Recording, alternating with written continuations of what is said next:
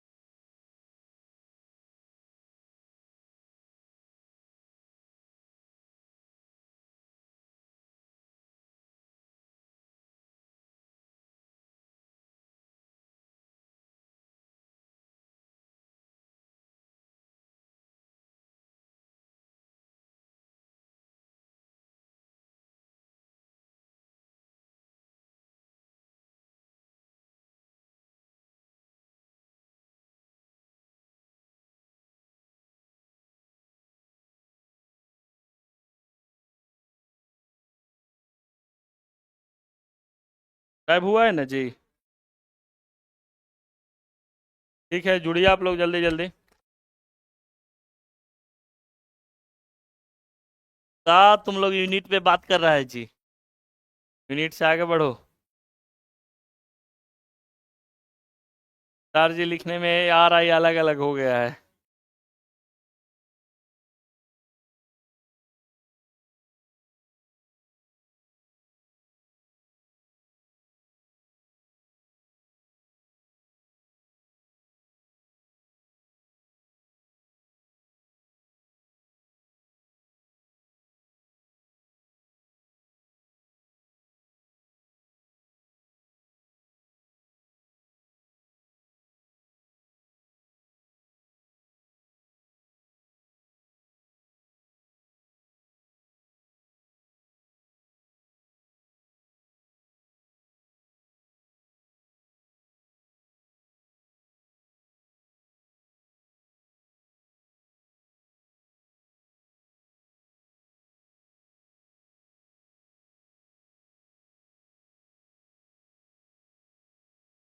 थोड़ा समझने वाला चैप्टर है, ठीक है। और लूसेंट में ना कुछ कुछ थोड़ा फालतू भी इस बार ऐड कर दिया, पिछले बार नहीं था, जिसका एग्जाम के दृष्टिकोण से कोई महत्व नहीं है।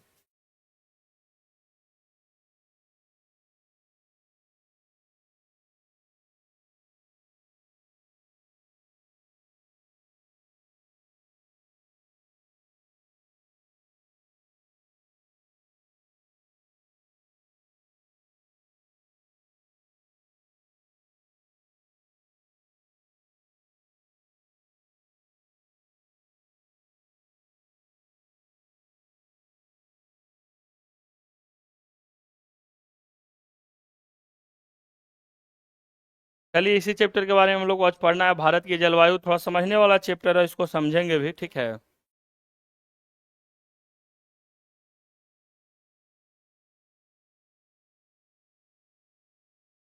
हंसना आप बंद कर दीजिए सौरभ जी, और पढ़ने पर ध्यान दीजिए।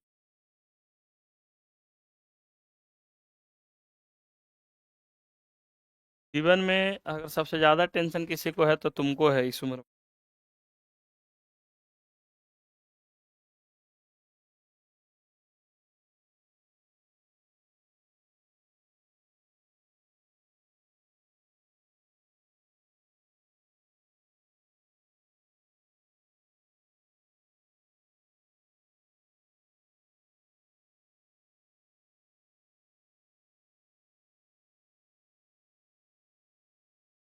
क्लाइमेट ऑफ इंडिया है ना। चलिए क्लाइमेट ऑफ इंडिया की ओर बढ़ते हैं। भारत की जो जलवायु है वो कैसी जलवायु है, तो आप लोग सब लोग जानते होंगे कि भारत की जलवायु जो है उष्णकटिबंधीय मानसूनी जलवायु है, कहते हैं ना। भारत की जलवायु जो है कैसी जलवायु है, तो भारत की जलवायु जो है उष्णकटिबंधीय, याद रखिएगा, उष्णकटिबंधीय मानसूनी जलवायु है। भारत की जलवायु उष्ण कटिबंधीय मानसूनी जलवायु है, यही ना कहते हैं जी। उष्ण कटिबंधीय मानसूनी, सबसे पहला क्वेश्चन यही आपसे पूछता है कि भारत की जलवायु कैसी है, तो उष्ण कटिबंधीय मानसूनी जलवायु है। अब हम इसको उष्ण कटिबंधीय क्यों कहेंगे, शुरू से चर्चा करेंगे इस पे और विस्तार से पढ़ेंगे, जहां तक आवश्यकता होगा समझने का एक एक चीज को समझेंगे। अगर हम इस पूरे को पृथ्वी मान लेते हैं, इस पूरे को हम लोग पृथ्वी मान लेते हैं, यहाँ तक कोई दिक्कत नहीं होना चाहिए कि पूरे को हम पृथ्वी मानते हैं। और बीच से जो रेखा जाती है इसको कौन सा रेखा कहेंगे हम लोग, बीच से जाने वाली रेखा को विषुवत रेखा कह सकते हैं, 0 डिग्री कह सकते हैं, भूमध्य रेखा कह सकते हैं, इसमें कोई दिक्कत नहीं ना है। ठीक इसके ऊपर जो रेखा पार करती है इसको हम लोग कहते हैं, क्या कहते हैं, इसको हम लोग कर्क रेखा कहते हैं, यहाँ तक कोई दिक्कत नहीं ना है। इसके ऊपर एक और रेखा जाती है, इसको हम लोग क्या बोलते हैं, ये रेखा 66.5 डिग्री है, कितनी है, 66.5 डिग्री। ये रेखा 23.5 डिग्री है और ये रेखा कितना है, 0 डिग्री है। सेम उसी तरीके से अगर हम नीचे आते हैं और नीचे आने के बाद हम लोग देखते हैं कि सेम तरीके से नीचे आने पर ये भी रेखा कितनी होगी, 23.5 डिग्री होगी, ये भी रेखा कितनी होगी, 23.5 डिग्री। और यहाँ भी नीचे आएंगे तो ये रेखा कितनी हो जाएगी दोस्त, तो ये भी रेखा जो हो जाएगी 66.5 डिग्री। ऊपर में हम लोग इसको बोलते हैं उत्तरी अक्षांश और इसको नीचे बोलते हैं, क्या बोलते हैं, दक्षिणी अक्षांश बोलते हैं। इसके बारे में हम सबको पहले भी बता चुके और सब लोग भली भांति परिचित हैं। इस रेखा को हम लोग क्या बोलते हैं दोस्तों, इस रेखा को हम लोग बोलते हैं 0 डिग्री को विषुवत रेखा बोलते हैं। इसको क्या बोलते हैं, विषुवत रेखा। लेकिन अगर हम विषुवत रेखा से 23.5 डिग्री ऊपर में जाते हैं, इसको हम लोग क्या बोलते हैं, तो इस रेखा को हम लोग बोलते हैं कर्क रेखा बोलते हैं। यहाँ तक कोई दिक्कत है क्या, इस रेखा को क्या बोलते हैं, कर्क रेखा कहते हैं। यहाँ लिखेंगे तो काम गड़बड़ा जाएगा।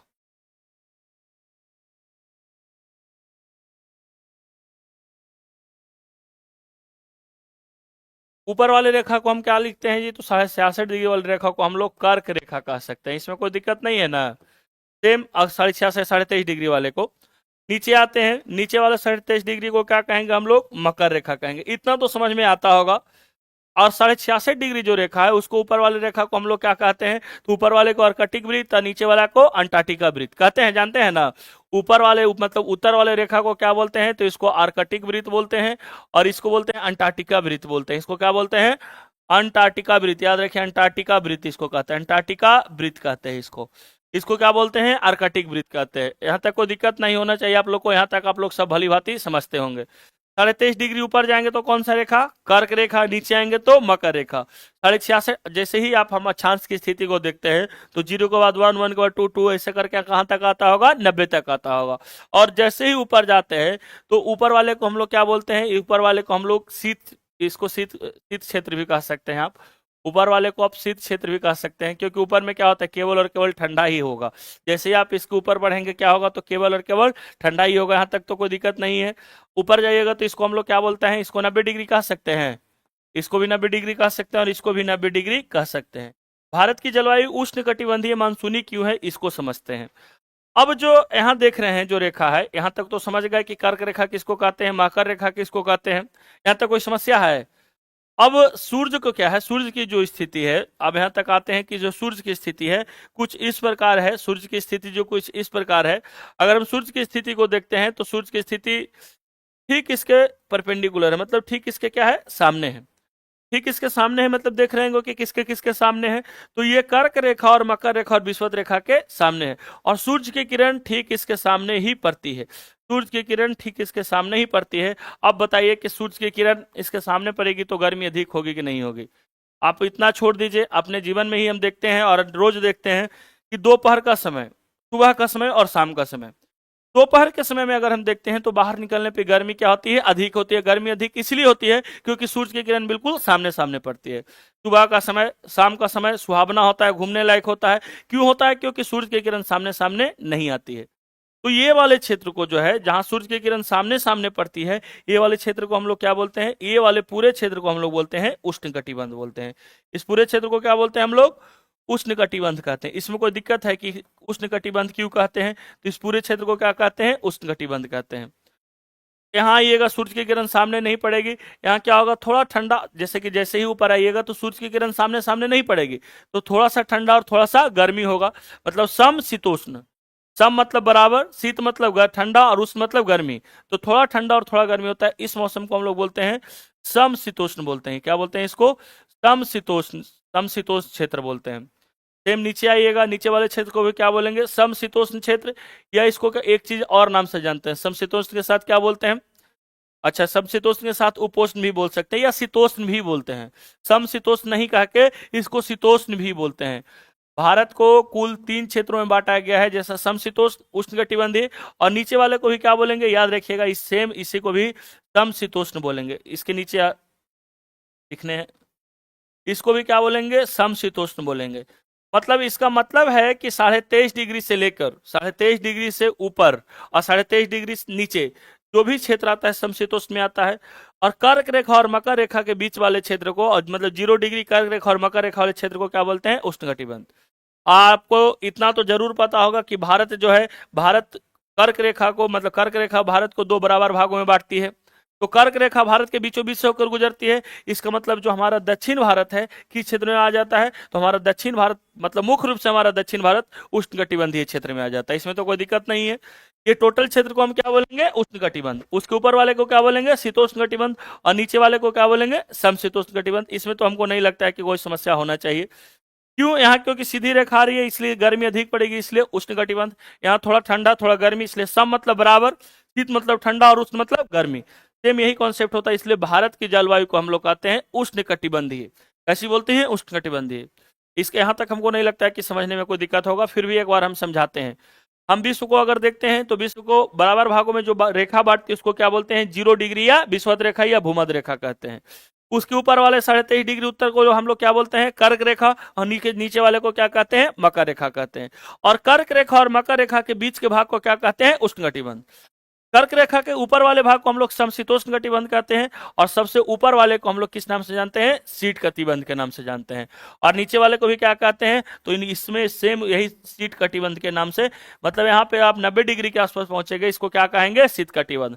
तो भारत को कुल 3 भागों में बांटे, मतलब कि जो भारत की जलवायु, सबसे पहले उष्ण कटिबंध, दूसरा भारत की जलवायु की बात नहीं करें, पूरे विश्व की, उष्ण कटिबंध, दूसरा समशीतोष्ण कटिबंध, और तीसरा शीत कटिबंध। सेम उसी तरीके से, मतलब कर्क रेखा के ऊपर अगर हम गए तो समशीतोष्ण कटिबंध, और अगर हम 66.5 डिग्री से ऊपर जाते हैं उसको क्या कहते हैं, शीत कटिबंध कहते हैं। तो ये इतना समझ में आ गया होगा कि उष्ण कटिबंध किसको कहते हैं, समशीतोष्ण कटिबंध किसको कहते हैं, और शीत कटिबंध किसको कहते हैं। तो भारत की अगर आप अवस्थिति को देखिएगा तो भारत कहाँ आता है, तो भारत का आधा से ज्यादा हिस्सा जो है उष्ण कटिबंध क्षेत्र में आता है। इसलिए भारत की जलवायु को हम लोग क्या कह देते हैं, उष्ण कटिबंधीय मानसूनी जलवायु। अब एक और शब्द आता है, मानसूनी। ये मानसूनी क्या है, उष्णकटिबंध तो समझ गए, मानसूनी क्या है, मानसूनी के बारे में जानना है। मानसूनी, अगर हम मानसून को देखें तो मानसून जो है पवन का एक प्रकार है। मानसून क्या है, पवन का प्रकार है, हवा है। कह सकते हैं कि मानसून जो है क्या है, तो पवन का एक प्रकार है। मानसून पवन का एक प्रकार है, कह सकते हैं आराम से, मानसून क्या है, पवन का एक प्रकार है। मानसून क्या है जी, तो पवन का एक प्रकार है, यहां तक तो कोई दिक्कत नहीं है। यह ऋतु परिवर्तन होने से अपने दिशा में क्या कर लेता है, परिवर्तन कर लेता है।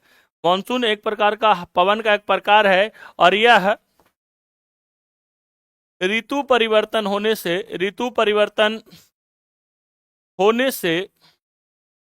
अपने दिशा में परिवर्तन कर लेता है, अपने दिशा में परिवर्तन कर लेता है। और मानसून शब्द की उत्पत्ति किससे हुई है, तो मौसमी शब्द से हुई है।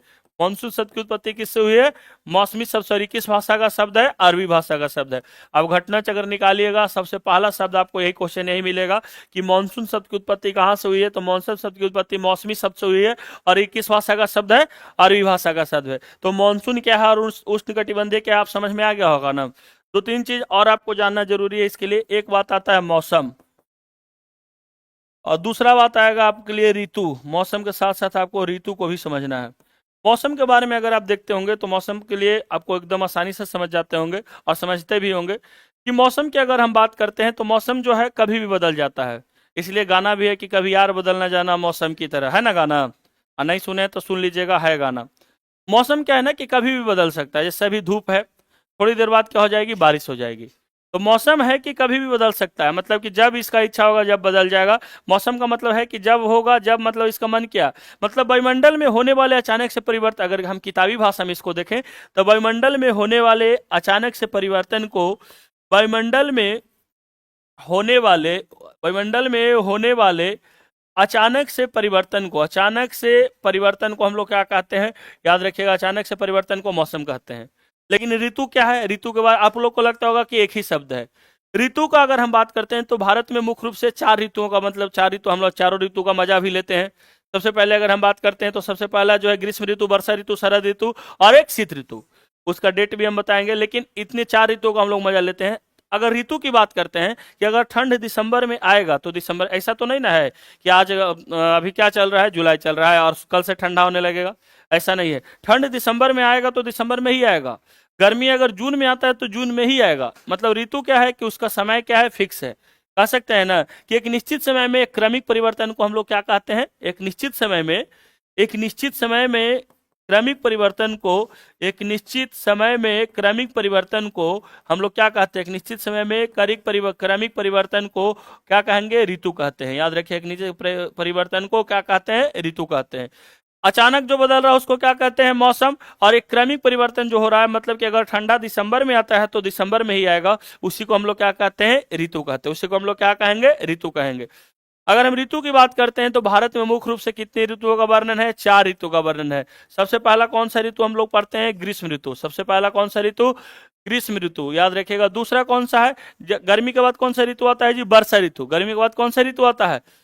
वर्षा ऋतु। इसमें भी कोई दिक्कत है क्या जी? वर्षा ऋतु के बाद कौन सा आता है? शरद ऋतु। शरद ऋतु के बाद कौन सा आता है? याद रखिएगा, शीत ऋतु आता है। शरद ऋतु के बाद कौन सा आता है? शीत ऋतु। अच्छा, ठीक ठीक ठीक ठीक, एकदम बिल्कुल। हम जानते हैं कि शरद और शीत एक ही होता है। जितना जानिएगा उतना ही ना कहिएगा, है कि नहीं? शरद ऋतु को ही बसंत ऋतु कहते हैं, ठीक है। और शरद ऋतु और शीत ऋतु कभी एक हो ही नहीं सकता। शरद ऋतु और शीत ऋतु एक हो ही नहीं सकता है। शरद का काल जो होता है बसंत के काल से मैच करता है। अगर इसके हम टाइम को लिखेंगे तो और अच्छे से स्पष्ट हो जाइएगा, ठीक है। कोई बात नहीं, कोई बात नहीं। शरद ऋतु मतलब आप लोग सर्दी समझ लिए क्या? शरद ऋतु मतलब सर्दी समझ लिए आप लोग, है ना? ठीक, एकदम। वर्षा ऋतु के जस्ट जो बाद वाला काल आता है, याद रखिएगा, उसी को हम लोग क्या बोलते हैं? शरद ऋतु कहते हैं। और सर 16 सितंबर से लेके 15 दिसंबर तक का काल, जो हल्का हल्का ठंडा लगता है ना, हल्का हल्का, वो आता है शरद ऋतु में। और जो खूब जोर से ठंडा लगता है ना, वो आता है शीत ऋतु में। समझ गए ना आप? शरद ऋतु के फिर बसंत ऋतु में जाए। बसंत ऋतु को वो हम अपने मन से उस ऋतु को बसंत ऋतु कहते हैं। किताबी भाषा में बसंत ऋतु को पढ़ना ही नहीं है। अगर किताब में देखा जाए, और राइटर सब लिख देता है, लेकिन मुख्य रूप से हम लोग को 4 ऋतु के बारे में ही पढ़ना है। आएंगे आएंगे आएंगे। अब एक बात बताइए, पत्ता जब हम पढ़ा रहे थे बायोलॉजी, तो पत्ता एक ही बार पेड़ गिराता है अपना? एक बार नहीं गिराता है। गर्मी में भी गिरा देता है और ठंडा में भी गिरा देता है। गर्मी में इसलिए गिरा देता है क्योंकि उसको पानी की कमी हो जाती है, इसलिए गिरा देता है। और ठंडा में इसलिए गिरा देता है कि उसको उष्मा की कमी होने लगती है, इसलिए ठंडा में भी पत्ता गिरा देता है। उस ऋतु को केवल हम लोग जानते हैं, किताबी भाषा में उसका कोई जिक्र नहीं है। ग्रीष्म ऋतु की अगर हम बात करते हैं तो इसका जो कार्यकाल होता है 15 मार्च से 15 जून तक होता है। 15 मार्च से कहां तक होता है? 15 जून तक होता है। ध्यान रखिएगा, 15 मार्च से 15 जून तक होता है। वर्षा ऋतु की अगर हम बात करते हैं तो याद रखिएगा 16 जून से 15 सितंबर तक होता है। 16 जून, अभी मत कोई कहेगा कि दूसरा किताब में सर 12 जून दे दिया 15, इसमें मत लटकिएगा, समय यही होता है। 16 जून से जो होता है 15 सितंबर तक होता है। और जो आपको थोड़ा थोड़ा हल्का हल्का ठंडा शुरू हो जाता है, सितंबर से ही शुरू हो जाता है, इसको हम लोग शरद ऋतु कहते हैं। और 16 सितंबर से 15 दिसंबर तक होता है।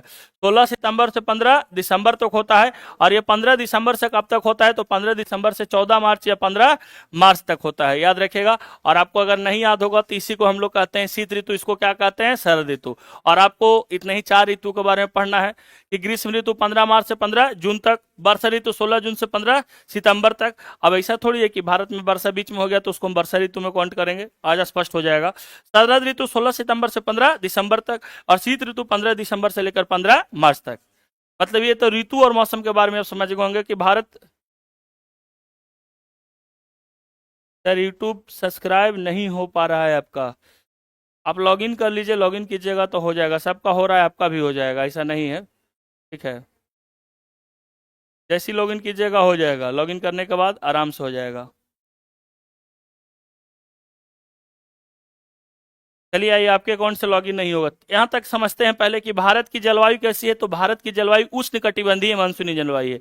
और कैसे उष्णकटिबंधीय, आप उसको समझ गए, क्योंकि भारत का अधिकांश क्षेत्र जो है उष्णकटिबंध में पड़ता है। और मानसून क्या है, तो मानसून एक प्रकार का क्या है, हवा है। और मानसून की उत्पत्ति मौसमी शब्द से हुआ। और मौसमी शब्द किस प्रकार का शब्द है, तो अरबी भाषा का शब्द है। मौसम किसको कहते हैं, तो वायुमंडल में होने वाले अचानक परिवर्तन को क्या, कभी यार बदलना जाना मौसम की तरह, अचानक परिवर्तन को क्या कहते हैं, मौसम कहते हैं। और एक निश्चित समय के क्रमिक परिवर्तन को क्या कहते हैं, ऋतु कहते हैं।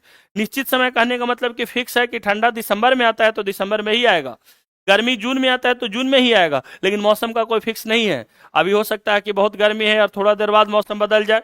और खास करके जो दक्षिण भारत का मौसम होता है कुछ ऐसा ही होता है।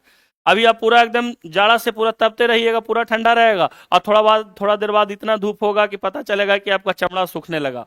और नहीं विश्वास है तो आपको दक्षिण भारत में जाकर रहना पड़ेगा। दक्षिण भारत का मौसम ऐसा ही होता है।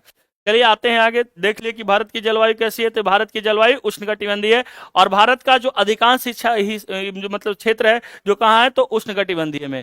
कितने क्षेत्र में बांटा गया है, तो उष्णकटिबंधीय, समशीतोष्ण या शीतोष्ण कटिबंध, और इसको क्या बोलेंगे ऊपर वाले को, शीत कटिबंध कहते हैं, याद रखिएगा। अब आते हैं भारत के जलवायु की ओर, कि भारत में जलवायु की ओर। तो देख लिया, भारत में जो वर्षा का स्रोत है, भारत में जो वर्षा होता है किस प्रकार से होता है, इसके बारे में जानना जरूरी है। भारत में जो सबसे अधिक वर्षा होता है, आपको पता है कि दक्षिण पश्चिम मानसून से होता है। लेकिन मानसून आता कैसे है, मानसून की उत्पत्ति कैसे होती है, इसके बारे में जानना जरूरी है। तो इसके लिए आपको लेके चलेंगे हम भारत के मैप पे, और आपको बताते हैं कि मानसून की उत्पत्ति कैसे होती है।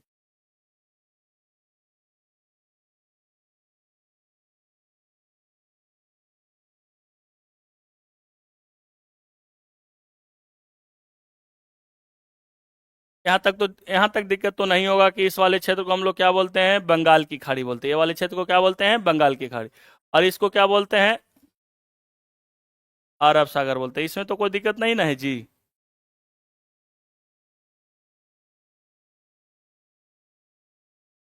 चलिए, यहाँ तक कोई दिक्कत नहीं है, यहाँ तक समझ में आ गया होगा। इसके नीचे कौन स्थित है दोस्त, तो ये वाला क्षेत्र जो है हिंद महासागर। ये वाला क्षेत्र क्या है, हिंद महासागर है। ये वाला क्षेत्र क्या है, हिंद महासागर। एकदम आसानी से समझिएगा, और हम कोशिश भी करेंगे आपको आसानी से समझा देने का। अब ये हिंद महासागर का क्षेत्र है, यहाँ लिखा भी हुआ है इंडियन ओशियन, इसमें तो कोई दिक्कत होना नहीं चाहिए। अब ये वाला क्षेत्र जो है हमारा हिंद महासागर का क्षेत्र है। गर्मी के दिनों में होता क्या है कि जो, अगर हम बात करते हैं कि मानसूनी पवन जो है हिंद महासागर से अरब सागर और बंगाल की खाड़ी की ओर बहती है। ऐसा क्यों कि हिंद महासागर और बंगाल की खाड़ी की ओर ही बह रहा है, मतलब हिंद महासागर से अरब सागर और बंगाल की खाड़ी की ओर जा रहा है। ऐसा काहे नहीं हो रहा है कि अरब सागर से मतलब इधर आ रहा है, हिंद महासागर की ओर आ रहा है।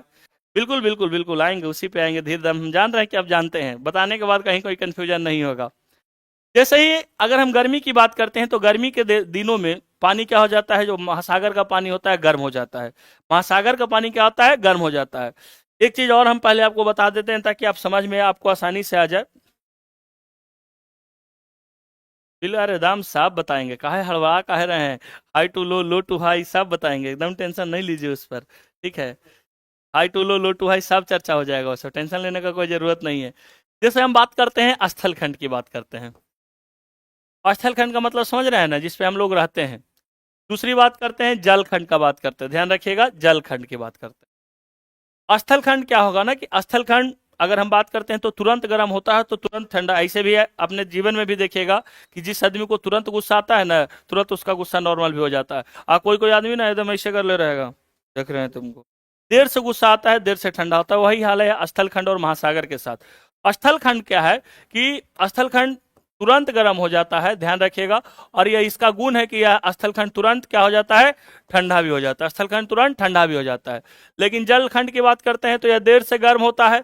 यह देर से गर्म होता है, देर से क्या होगा, यह देर से ठंडा भी होगा। इसको याद रखिएगा कि देर से क्या होगा, ठंडा भी होगा।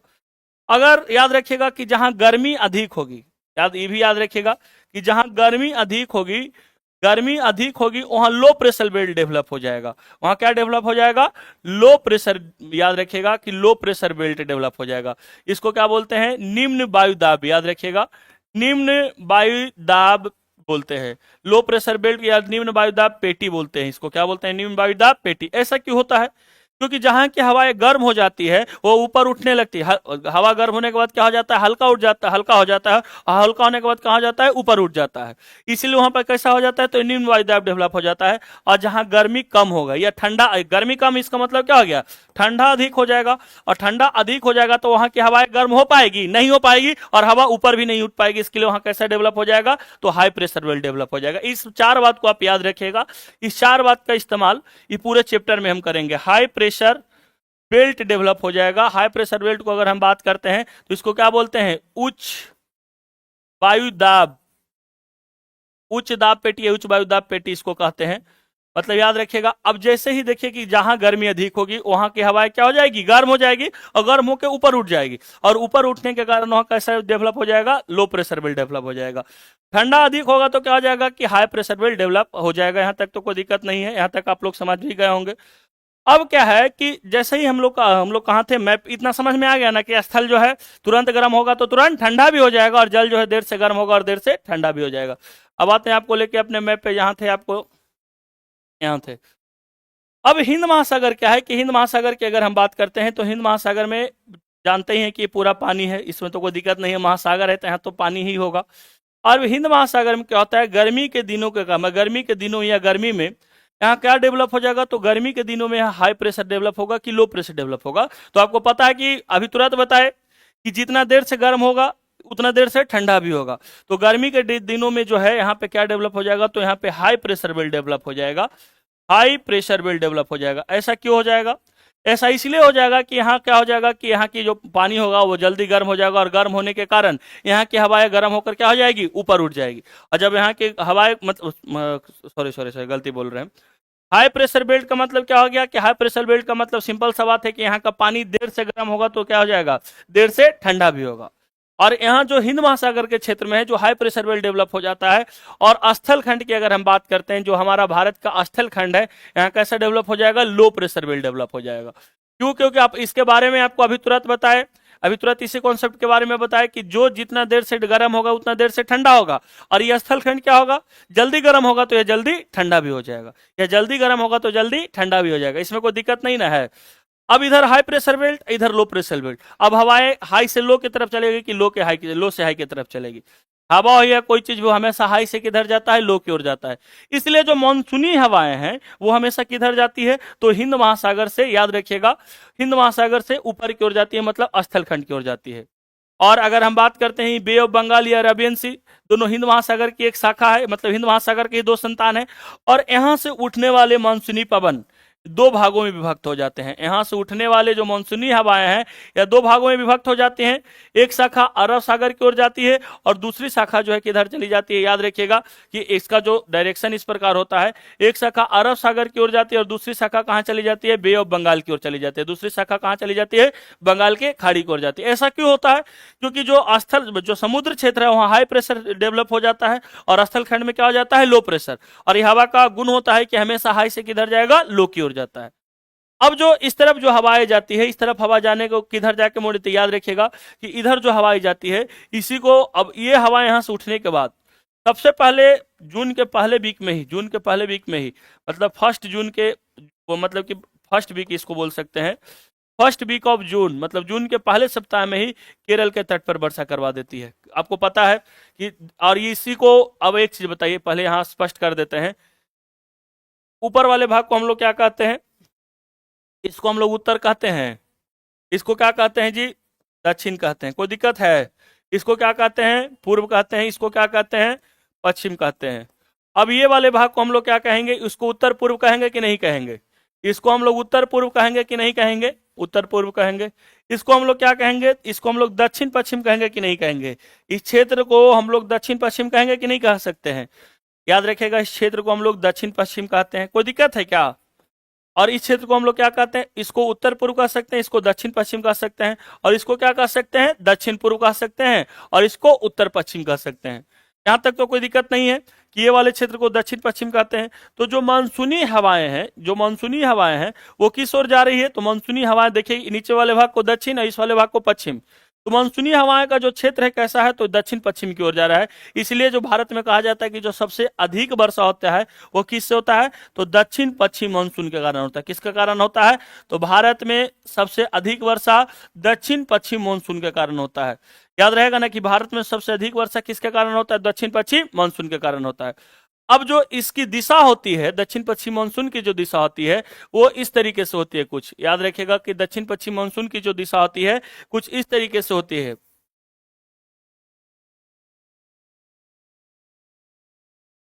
अब यहां देख रहे थे कि हिंद महासागर से, अब ऐसा क्यों हुआ समझ गए कि यहाँ लो प्रेशर, यहाँ कैसा बेल्ट डेवलप हो जाएगा, हाई प्रेशर, और स्थलखंड में कैसा हो जाएगा, यहाँ यही रहने देते हैं ताकि आपको समझने में आसानी होगा। लिख देते हैं यहाँ पे स्थलखंड, लो प्रेशर, इधर हाई प्रेशर,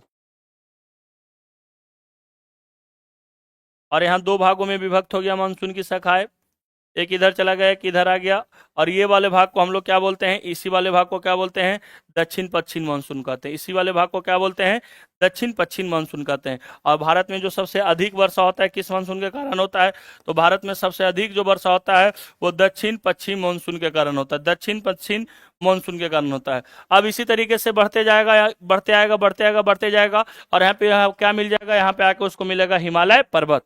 यहाँ पे आकर उसको क्या मिलेगा, हिमालय पर्वत। और हिमालय पर्वत से टकराने के बाद यह मानसून पुनः फिर से वापस आता है।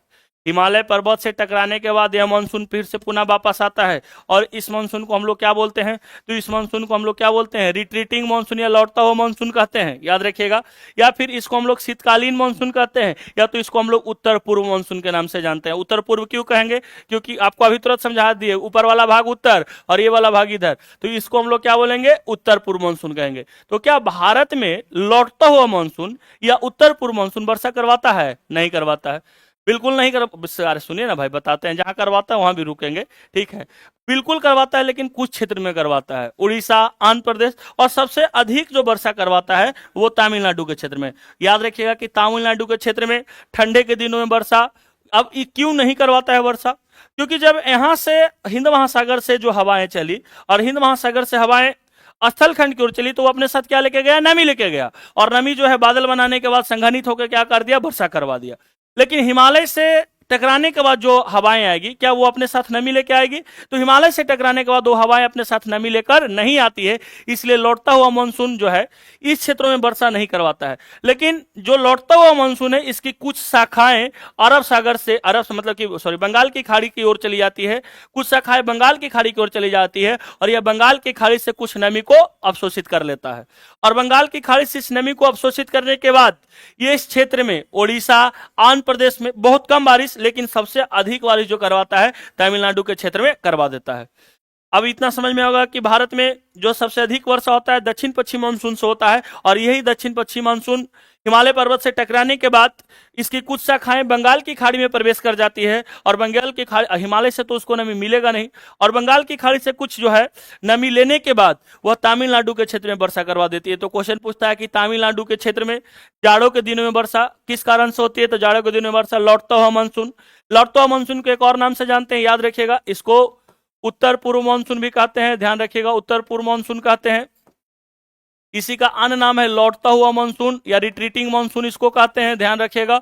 और इसी का एक और नाम है, ध्यान रखिएगा, इसी का एक और नाम क्या है, उत्तर पूर्व मानसून, शीतकालीन मानसून। क्योंकि शीतकालीन मानसून, क्योंकि ये ठंडे के दिनों में, शीतकालीन मानसून यह ठंडों के दिनों में वर्षा करवाती है। पूछता है कि ठंडे के दिनों में तमिलनाडु के क्षेत्र में वर्षा होने का कारण क्या है, तो शीतकालीन मानसून है।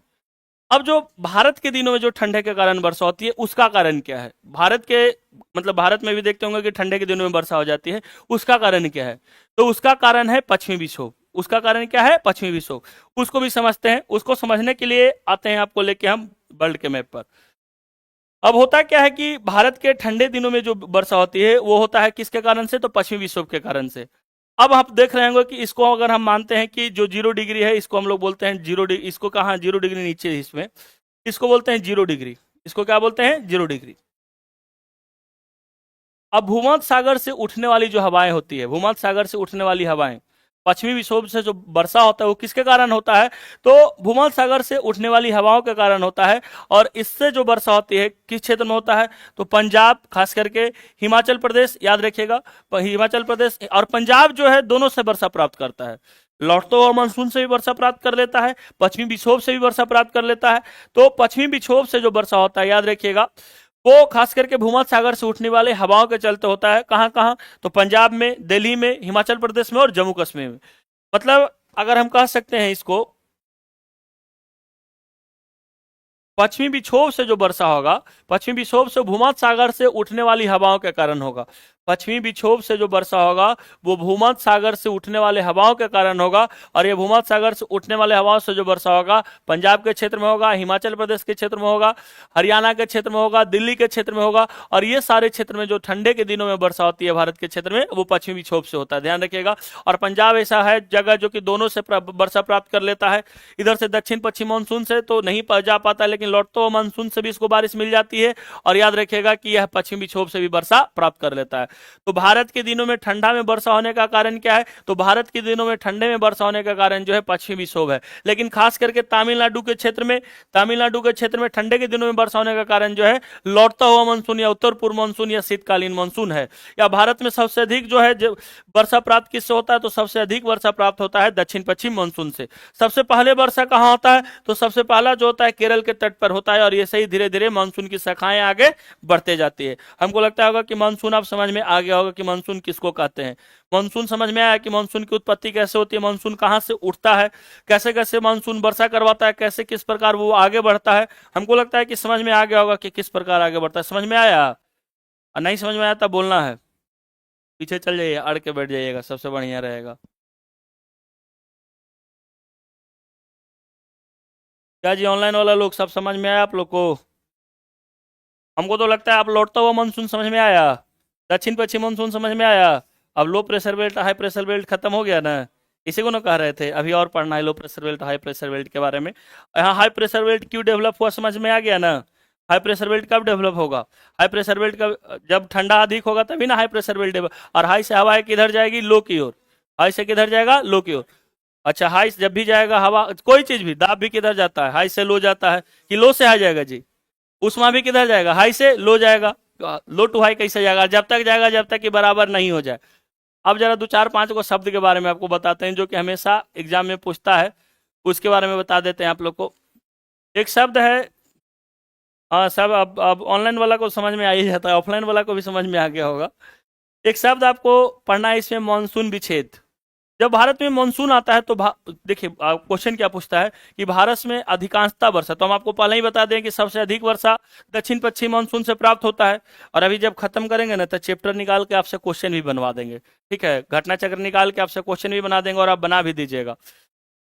मानसून विच्छेद, जब भारत में मानसून शुरू होता है तो इसका मतलब है कि अब रोज बारिश होता है, जानते ही हैं, होता है ना जी।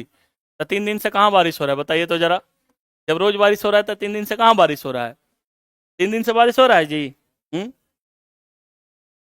हो रहा है 3 दिन से बारिश पटना में, हम ही तो पटना ही में है। मानसून विच्छेद को कहते हैं gap of monsoon, gap of monsoon, उस पर भी चर्चा कर लेंगे, उसको क्या कहते हैं, गैप ऑफ मानसून। तो भारत में रोज वर्षा हो, मतलब मानसून का अभी तो समय है मानसून का, लेकिन भारत में रोज वर्षा नहीं हो रहा है। तो याद रखिएगा कि रुक रुक कर जो वर्षा होता है उसको क्या बोलते हैं, गैप ऑफ मानसून कहते हैं। रुक रुक कर वर्षा होने को गैप ऑफ मानसून या मानसून विच्छेद कहते हैं। मतलब आज हुआ कल नहीं हुआ, आज हुआ या 4 दिन बाद हुआ, या आज हुआ 2 दिन बाद हुआ। तो रुक रुक कर वर्षा होने को, ये सब टर्म डायरेक्ट पूछ लेता है। रुक रुक कर वर्षा होने को क्या कहते हैं, रुक रुक कर वर्षा होने को कहते हैं मानसून विच्छेद। रुक रुक कर वर्षा होने को क्या कहते हैं जी, मानसून विच्छेद। अब जो केरल के समय, केरल में हम देखें कि सबसे पहले मानसून का आगमन हुआ, तो उस मानसून का आगमन को हम लोग क्या कहते हैं, मानसून प्रस्फोट कहते हैं। याद रखिएगा उसको क्या बोलते हैं, मानसून ब्रस्ट या मानसून प्रस्फोट। इंग्लिश में उसको नींद कहते हैं, इंग्लिश में क्या कहते हैं, नींद, है कि नहीं, गिर जाएगी सुते सुते। मानसून प्रस्फोट कहते हैं, या इंग्लिश में उसको बोलते हैं मानसून ब्रस्ट बोलते हैं, मानसून ब्रस्ट। अब क्या होता है, प्रस्फोट का मतलब एक तरीके से समझिए कि मानसून का आगमन। तो मानसून का जो आगमन होता है उसको क्या बोलते हैं, मानसून प्रस्फोट कहते हैं। मानसून का जो आगमन होता है उसको क्या, उसके लिए कौन सा शब्द होता है, मानसून प्रस्फोट होता है। रुक रुक कर जो मानसून में वर्षा होता है उसको क्या बोलते हैं, गैप ऑफ मानसून या मानसून विच्छेद कहते हैं। यहाँ तक कोई दिक्कत नहीं ना है, यहाँ तक समझ गए होंगे ना। एक है डिस्पर्सन ऑफ मानसून, याद रखिएगा, डिस्पर्सन ऑफ मानसून, उसको बोलते हैं मानसून विभंगता। इसको भी समझा देते हैं, मानसून विभंगता, इंग्लिश में इसको बोलते हैं डिस्पर्सन ऑफ मॉनसून। ये क्या होता है जी, डिस्पर्सन ऑफ मॉनसून क्या होता है, डिस्पर्सन ऑफ मॉनसून की बात करते हैं तो क्या होता है। अब जैसे मॉनसून का समय है, अभी लगातार बारिश हो रहा है और एक दिन, हर कभी कभी एक दिन या 2 दिन पे बारिश हो जा रहा है, उसको हम लोग क्या कहते हैं, रुक मानसून विच्छेद कहते हैं। लेकिन कभी कभी मानसून के दिनों में देखते होंगे कि 15 दिन 20 दिन एक एक महीने तक बारिश नहीं हुआ, कहता है कि इस पर मानसून का कोई असर नहीं रहा। और मानसून क्या है इसके बारे में आप समझ चुके हैं कि मानसून जो है हिंद महासागर से उठने वाली एक हवा है, या मानसून क्या है, हवा है, इसके बारे में तो क्लियर है। अब क्या है कि जो एक लंबे अंतराल पर रुक रुक कर बारिश होना, रुक रुक कर बारिश होना को डिस्पर्सन ऑफ मानसून या मानसून विभक्ता कहते हैं। जैसे मानसून अभी आया हुआ है और 20 दिन में एक दिन बारिश हो रहा है, उसको क्या बोलेंगे, डिस्पर्सन ऑफ मानसून। लेकिन मानसून आया हुआ है और 1 दिन या 2 दिन में बारिश करवा रहा है, उसको क्या बोलेंगे, मानसून विच्छेद कहेंगे। याद रखिएगा कि लंबे अंतराल पर रुक रुक कर वर्षा करवाना को क्या कहेंगे, तो रुक रुक इसको बोलेंगे मानसून विभंगता बोलेंगे या डिस्पर्सन ऑफ मानसून बोलेंगे। हमको नहीं लगता है कि इसमें कोई दिक्कत होना चाहिए। यहां तक कोई दिक्कत है जी, मानसून विभंगता तक कोई दिक्कत है, यहां तक कोई दिक्कत है, यहां तक हमको नहीं दिक्कत है। अब एक चीज और आपसे क्वेश्चन पूछता है कि भारत में जो मानसून मौसमी विस्थापन है वो ऐसा क्यों होता है भारत में। तो अभी हम लोग क्या देखें कि जो समुद्र में होता है, समुद्र में कैसा डेवलप हो जाता है, हाई प्रेशर बेल्ट, स्थलखंड में कैसे डेवलप हो जाता है, लो प्रेशर बेल्ट। तब इसको नहीं कह सकते हैं कि भारतीय मानसून मौसमी विस्थापन को इंगित करता है। भारतीय मानसून जो है, भारतीय मानसून भारतीय मानसून मौसमी विस्थापन को इंगित करता है। मौसमी विस्थापन को क्या करता है, इंगित करता है। मौसमी विस्थापन कहने का मतलब क्या हुआ कि मौसमी मतलब जिसका कारण है स्थल और समुद्र का विभेदी तापमान। भारत में आने वाले मानसून का कारण क्या है, तो स्थल और समुद्र का क्या है, समुद्र का विभेदी तापमान, मतलब इसके तापमान में क्या अंतर, विभेदी तापमान। इसको नहीं कह सकते हैं भारत में आने वाले मानसून का कारण क्या है। अगर आप एक चीज सोचिए कि भारत के स्थल खंड का भी उतना ही, अगर मतलब यहां पर भी तापमान उतना ही होता और दोनों जगह तापमान अगर बराबर होता तो क्या भारत में मानसून का आगमन हो पाता। अगर दोनों जगह तापमान बराबर होता तो भारत में मानसून का आगमन हो पाता, नहीं होता। क्योंकि अगर जब दोनों जगह तापमान बराबर होता तो हवाएं इस ओर से इस ओर, मतलब हाई से लो की ओर जाती, जब भी मतलब कि इधर जो है हाई से लो की ओर जाती। अब दोनों जगह तापमान बराबर रहता तो दोनों जगह लो प्रेशर बेल्ट या हाई प्रेशर बेल्ट डेवलप होता। तो जब भी हाई प्रेशर या लो प्रेशर दोनों जगह अगर एक समान बेल्ट, उच्च वायुदाभी या निम्न वायुदाभी पेटी डेवलप हो जाता तो हवाएं जो है गति नहीं कर पाती और भारत में मानसून नहीं आ पाता। लेकिन भारत में जो मानसून आने का मेन रीजन क्या है, तो समुद्र और स्थल का जो है अलग अलग तापमान होना या विभेदी तापमान का होना। अगर दोनों का तापमान अलग है तभी हवाएं जो है हाई प्रेशर से किधर जा रही है, लो प्रेशर की ओर जा रहा है, हाई प्रेशर से किधर जा रहा है, लो प्रेशर की ओर। अब जैसे कि कोपेन के बारे में भी पढ़ना है कि कोपेन ने जलवायु को, अब इसमें 2-4 बात और आपको जानना है कि 2-4 बात जो जानना है, सबसे पहले बात जानना है कि भारत में आप जो क्वेश्चन पूछता है एल नीनो का प्रभाव, लानीनो का प्रभाव, जहां से क्वेश्चन रहता है ये एल नीनो का क्या प्रभाव होता है, लानीनो का क्या प्रभाव होता है, उसके बारे में भी चर्चा करेंगे और वहां भी आपको लेकर चलेंगे। यहां तक पहले समझ गए आप। अब भारत में जलवायु को प्रभावित करने वाले 6-7 कारक है, मुख्य रूप से उसमें आता है, पहला है ऊंचाई। यहां तक पहले समझ में आ गया कि भारत में अधिकांश वर्षा कैसे होता है, तो दक्षिण पश्चिम मानसून के कारण होता है। यहां तक कोई दिक्कत है। भारत में ठंडे के दिनों में वर्षा किसके कारण से होता है, तो पश्चिमी विक्षोभ के कारण होता है। लौटता हुआ मानसून कहां कहां बारिश करवाता है, तो लौटता हुआ मानसून कहां कहां बारिश करवाता है दोस्त, तो लौटता हुआ कुछ उड़ीसा और कैसे करवाता है, लौटता हुआ मानसून जो होता है हिमालय से टकराकर जब वापस लौटता है तो उसको हिमालय से कुछ नमी प्राप्त नहीं होता है। लेकिन लौटते हुए मानसून की कुछ शाखाएं बंगाल की खाड़ी में प्रवेश कर जाती है और बंगाल की खाड़ी से नमी को क्या करता है, वो अवशोषित कर लेता है। और अवशोषित करने के बाद ठंडे के दिनों में याद रखिएगा तमिलनाडु के क्षेत्र में वर्षा करवा करवा देता है, और कुछ वर्षा जो है उड़ीसा और आंध्र प्रदेश के क्षेत्र में भी करवाता है। पंजाब, हिमालय, दिल्ली, हरियाणा, ये सब के क्षेत्र में जो वर्षा होती है किसके कारण, या भारत में जो ठंडे के दिनों में जो वर्षा होती है वो किसके कारण होता है, तो भारत के उत्तरी भाग में जो ठंडे के दिनों में वर्षा होती है वो किसके कारण से होता है, पश्चिमी विक्षोभ के कारण से होता है। याद रखिएगा किसके कारण से, पश्चिमी विक्षोभ। पश्चिमी विक्षोभ क्या है, तो भूमध्य सागर से उठने वाली ठंडी हवाएं हैं। याद रखिएगा कि भूमध्य सागर से उठने वाली ठंडी हवाएं को क्या कहा जाता है, तो पश्चिमी विक्षोभ कहा जाता है। इस समय कोई दिक्कत नहीं ना है। तो अब अगर पूछेगा कि सबसे अधिक वर्षा किससे होता है, तो दक्षिण पश्चिम मानसून से।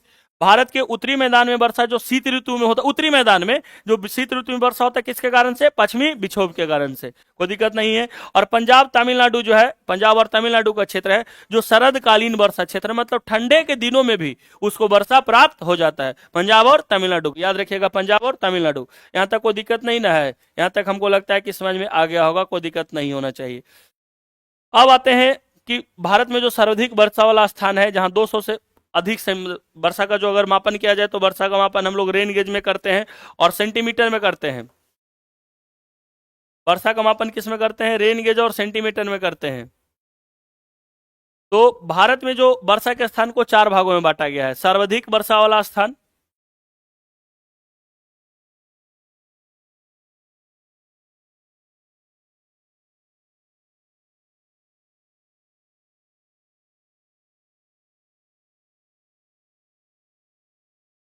सर्वाधिक वर्षा वाला स्थान वैसा स्थान जहां वर्षा 200 सेंटीमीटर से क्या होती है, अधिक होती है।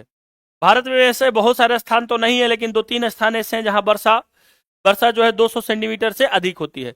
सबसे पहले उसमें कौन है, पश्चिमी घाट। क्योंकि आपको पता है कि पश्चिमी घाट में कौन कौन कौन राज्यों में पश्चिमी घाट पर्वत श्रेणी फैली हुई है। पश्चिमी घाट पर्वत श्रेणी कौन कौन राज्यों में फैली हुई है, तो पश्चिमी घाट 6 राज्यों में फैला हुआ है ना जी। गुजरात में है, महाराष्ट्र में है, अच्छा तमिलनाडु में भी है क्या, केरल में है, अच्छा कर्नाटक में है और गोवा में है। मतलब पश्चिमी राज्य जो है 6 राज्यों में फैले हुए हैं। तो पश्चिमी घाट जो है, पश्चिमी भारत में सबसे अधिक वर्षा जो होता है, मतलब 200 सेंटीमीटर से अधिक वर्षा कहाँ होता है, पश्चिमी घाट में होता है। याद रखिएगा कहाँ होता है, पश्चिमी घाट में। दूसरा क्या है, अंडमान निकोबार है। दूसरा कौन है, अंडमान निकोबार। याद रखिएगा पहला तो पश्चिमी घाट है, दूसरा है अंडमान निकोबार। याद रखिएगा दूसरा है अंडमान निकोबार। भारत में पश्चिमी घाट से वर्षा मतलब 200 सेंटीमीटर से अधिक वर्षा प्राप्त करने वाले सबसे पहला क्षेत्र पश्चिमी घाट, दूसरा अंडमान निकोबार, और तीसरा जो है पूर्वी भारत है। तीसरा कौन है, पूर्वी भारत। पूर्वी भारत में अपवाद में भी 2 राज्य हैं। हालांकि आपका एग्जाम इतना अंदर जाके क्वेश्चन नहीं पूछेगा, लेकिन अपवाद में ऐसे 2 राज्य हैं जहां जो है 200 सेंटीमीटर से कम वर्षा होता है, वो है त्रिपुरा और मणिपुर है। ध्यान रखिएगा कि अपवाद में ऐसे 2 राज्य हैं जो कौन कौन है, तो त्रिपुरा और मणिपुर जो है, त्रिपुरा और मणिपुर ये समान वर्षा वाले क्षेत्र में आते हैं, ना कि अधिक वर्षा वाले क्षेत्र में आते हैं। तो सर्वाधिक वर्षा वाला क्षेत्र जो है कौन कौन है, पश्चिमी घाट के साथ अंडमान निकोबार, और एक नेक्स्ट हो गया कौन, पूर्वी भारत। सर्वाधिक वर्षा वाला का मतलब 200 सेंटीमीटर से जहां अधिक बारिश होती है, और जहां जितनी अधिक बारिश होगी वहां उतनी अधिक जैव विविधता पाई जाएगी। जैव विविधता मतलब समझते हैं ना, बायोडाइवर्सिटी के बारे में हम बात कर रहे हैं।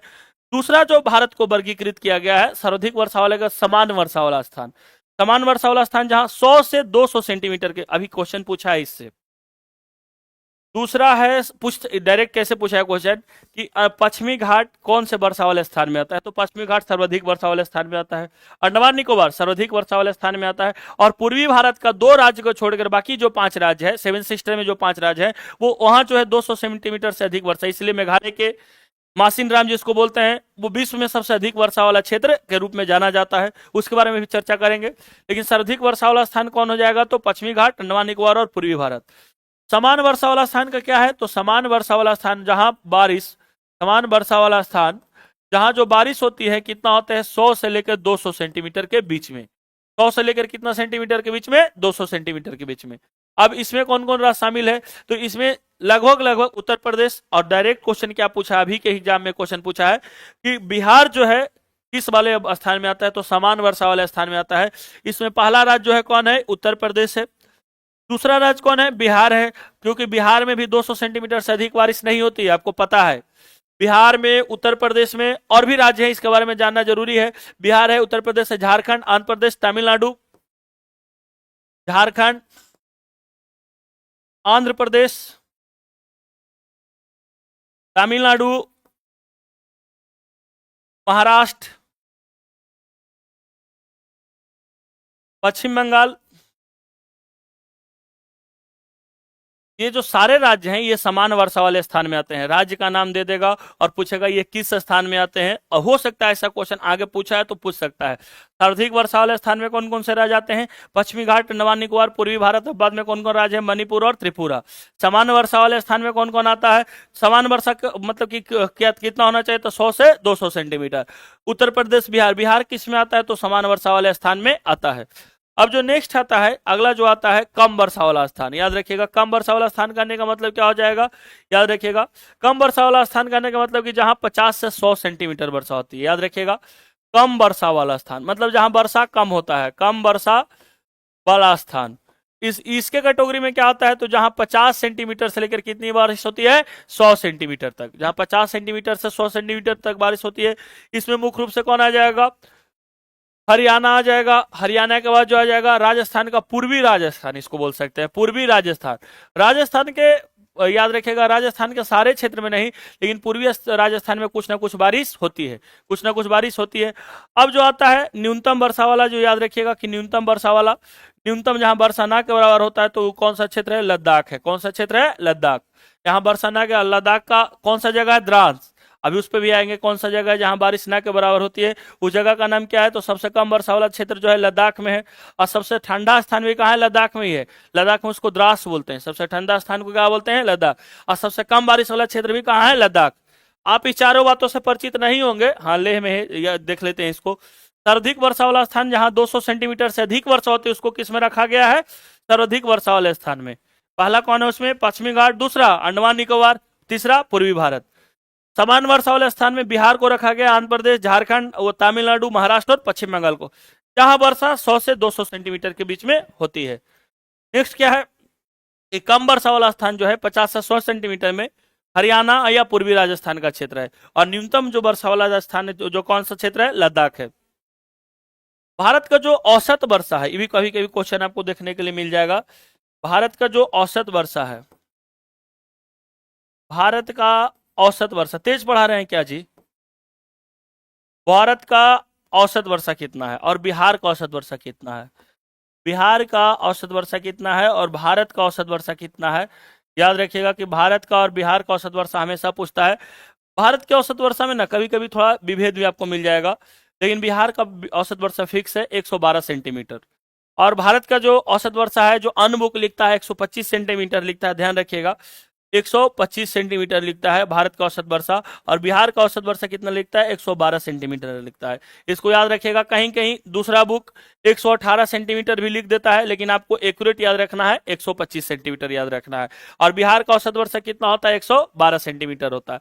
बिहार किस वर्षा वाले क्षेत्र में आता है? तो बिहार, आप बताइए 100 से 200 किस में रखें? तो समान वर्षा वाले क्षेत्र में। 100 से 200 किस में रखें? समान वर्षा वाले क्षेत्र में। क्योंकि सर्वाधिक वर्षा वाले क्षेत्र में तीन ही जगह आते हैं, पश्चिमी घाट, अंडमान निकोबार और याद रखिएगा पूर्वी भारत। उसमें भी दो राज्य नहीं आते हैं, त्रिपुरा और मणिपुर नहीं आते हैं। तो त्रिपुरा और मणिपुर भी जो आते हैं समान वर्षा वाले क्षेत्र में ही आते हैं। यहां तक हमको नहीं लगता है कि कोई दिक्कत होता है। अब आते हैं जलवायु के प्रभावित करने वाले कारक। इस पर जरा एक बार जरा इसको रिकॉल करवा देते हैं। ये तो समझ गए थे कि भारत की जलवायु कैसी है, तो उष्णकटिबंधीय मानसूनी जलवायु है। क्यों इसको उष्णकटिबंधीय मानसूनी? उष्णकटिबंधीय का मतलब कि भारत का जो अधिकांश हिस्सा है वो उष्णकटिबंध में है। और मानसून क्या है? तो मानसून एक प्रकार का पवन है। और भारत में सबसे अधिकांश वर्षा जो होती है किस जगह होती है? तो दक्षिण पश्चिम मानसून के कारण होता है। आप लोगों को नहीं समझ में आ रहा है क्या? आप लोग एकदम शांत हो ले, गाय फ्यूज और माइक दोनों खत्म। ज्यादा पढ़ा दिए क्या? लुसेंट में बहुत फालतू दिया, इसीलिए इसको छाट के पढ़ाना जरूरी है। लुसेंट में उतना कोई जरूरत नहीं है, जहाँ जरूरत है उसको हम बढ़ा भी देंगे, बता भी देंगे। मानसून एक प्रकार का क्या है? तो पवन है, याद रखिएगा। और यह ऋतु परिवर्तन होने से अपने में दिशा परिवर्तन करता है। मौसमी, ये मानसून किससे बना है? तो मौसमी शब्द से बना है। और किस भाषा का शब्द है? अरबी भाषा का शब्द है। मौसम का मतलब क्या है? कि वायुमंडल में अचानक होने वाले परिवर्तन को मौसम कहते हैं। और एक निश्चित समय क्रमिक परिवर्तन को क्या कहते हैं? ऋतु कहते हैं। भारत में कुल कितनी ऋतुएं हैं? 4, ग्रीष्म, वर्षा, शरद और शीत।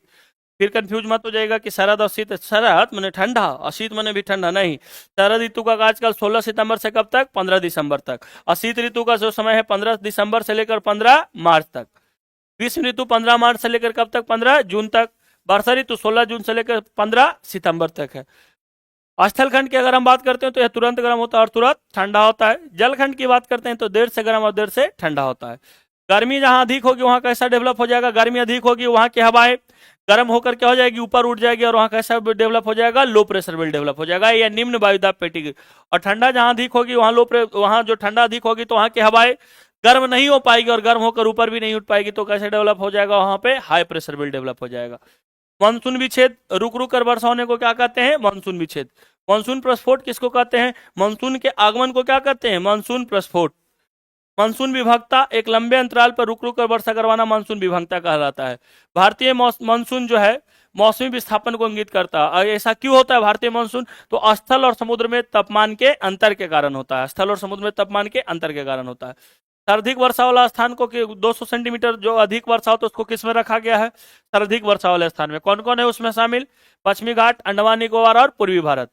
सामान्य वर्षा वाले स्थान में जो जहां वर्षा 100 सेंटीमीटर से 200 सेंटीमीटर के बीच में होता है, उत्तर प्रदेश, बिहार, झारखंड, एक राज्य का नाम दे देगा और पूछेगा इसमें से कौन सा है जो सामान्य वर्षा वाला स्थान है।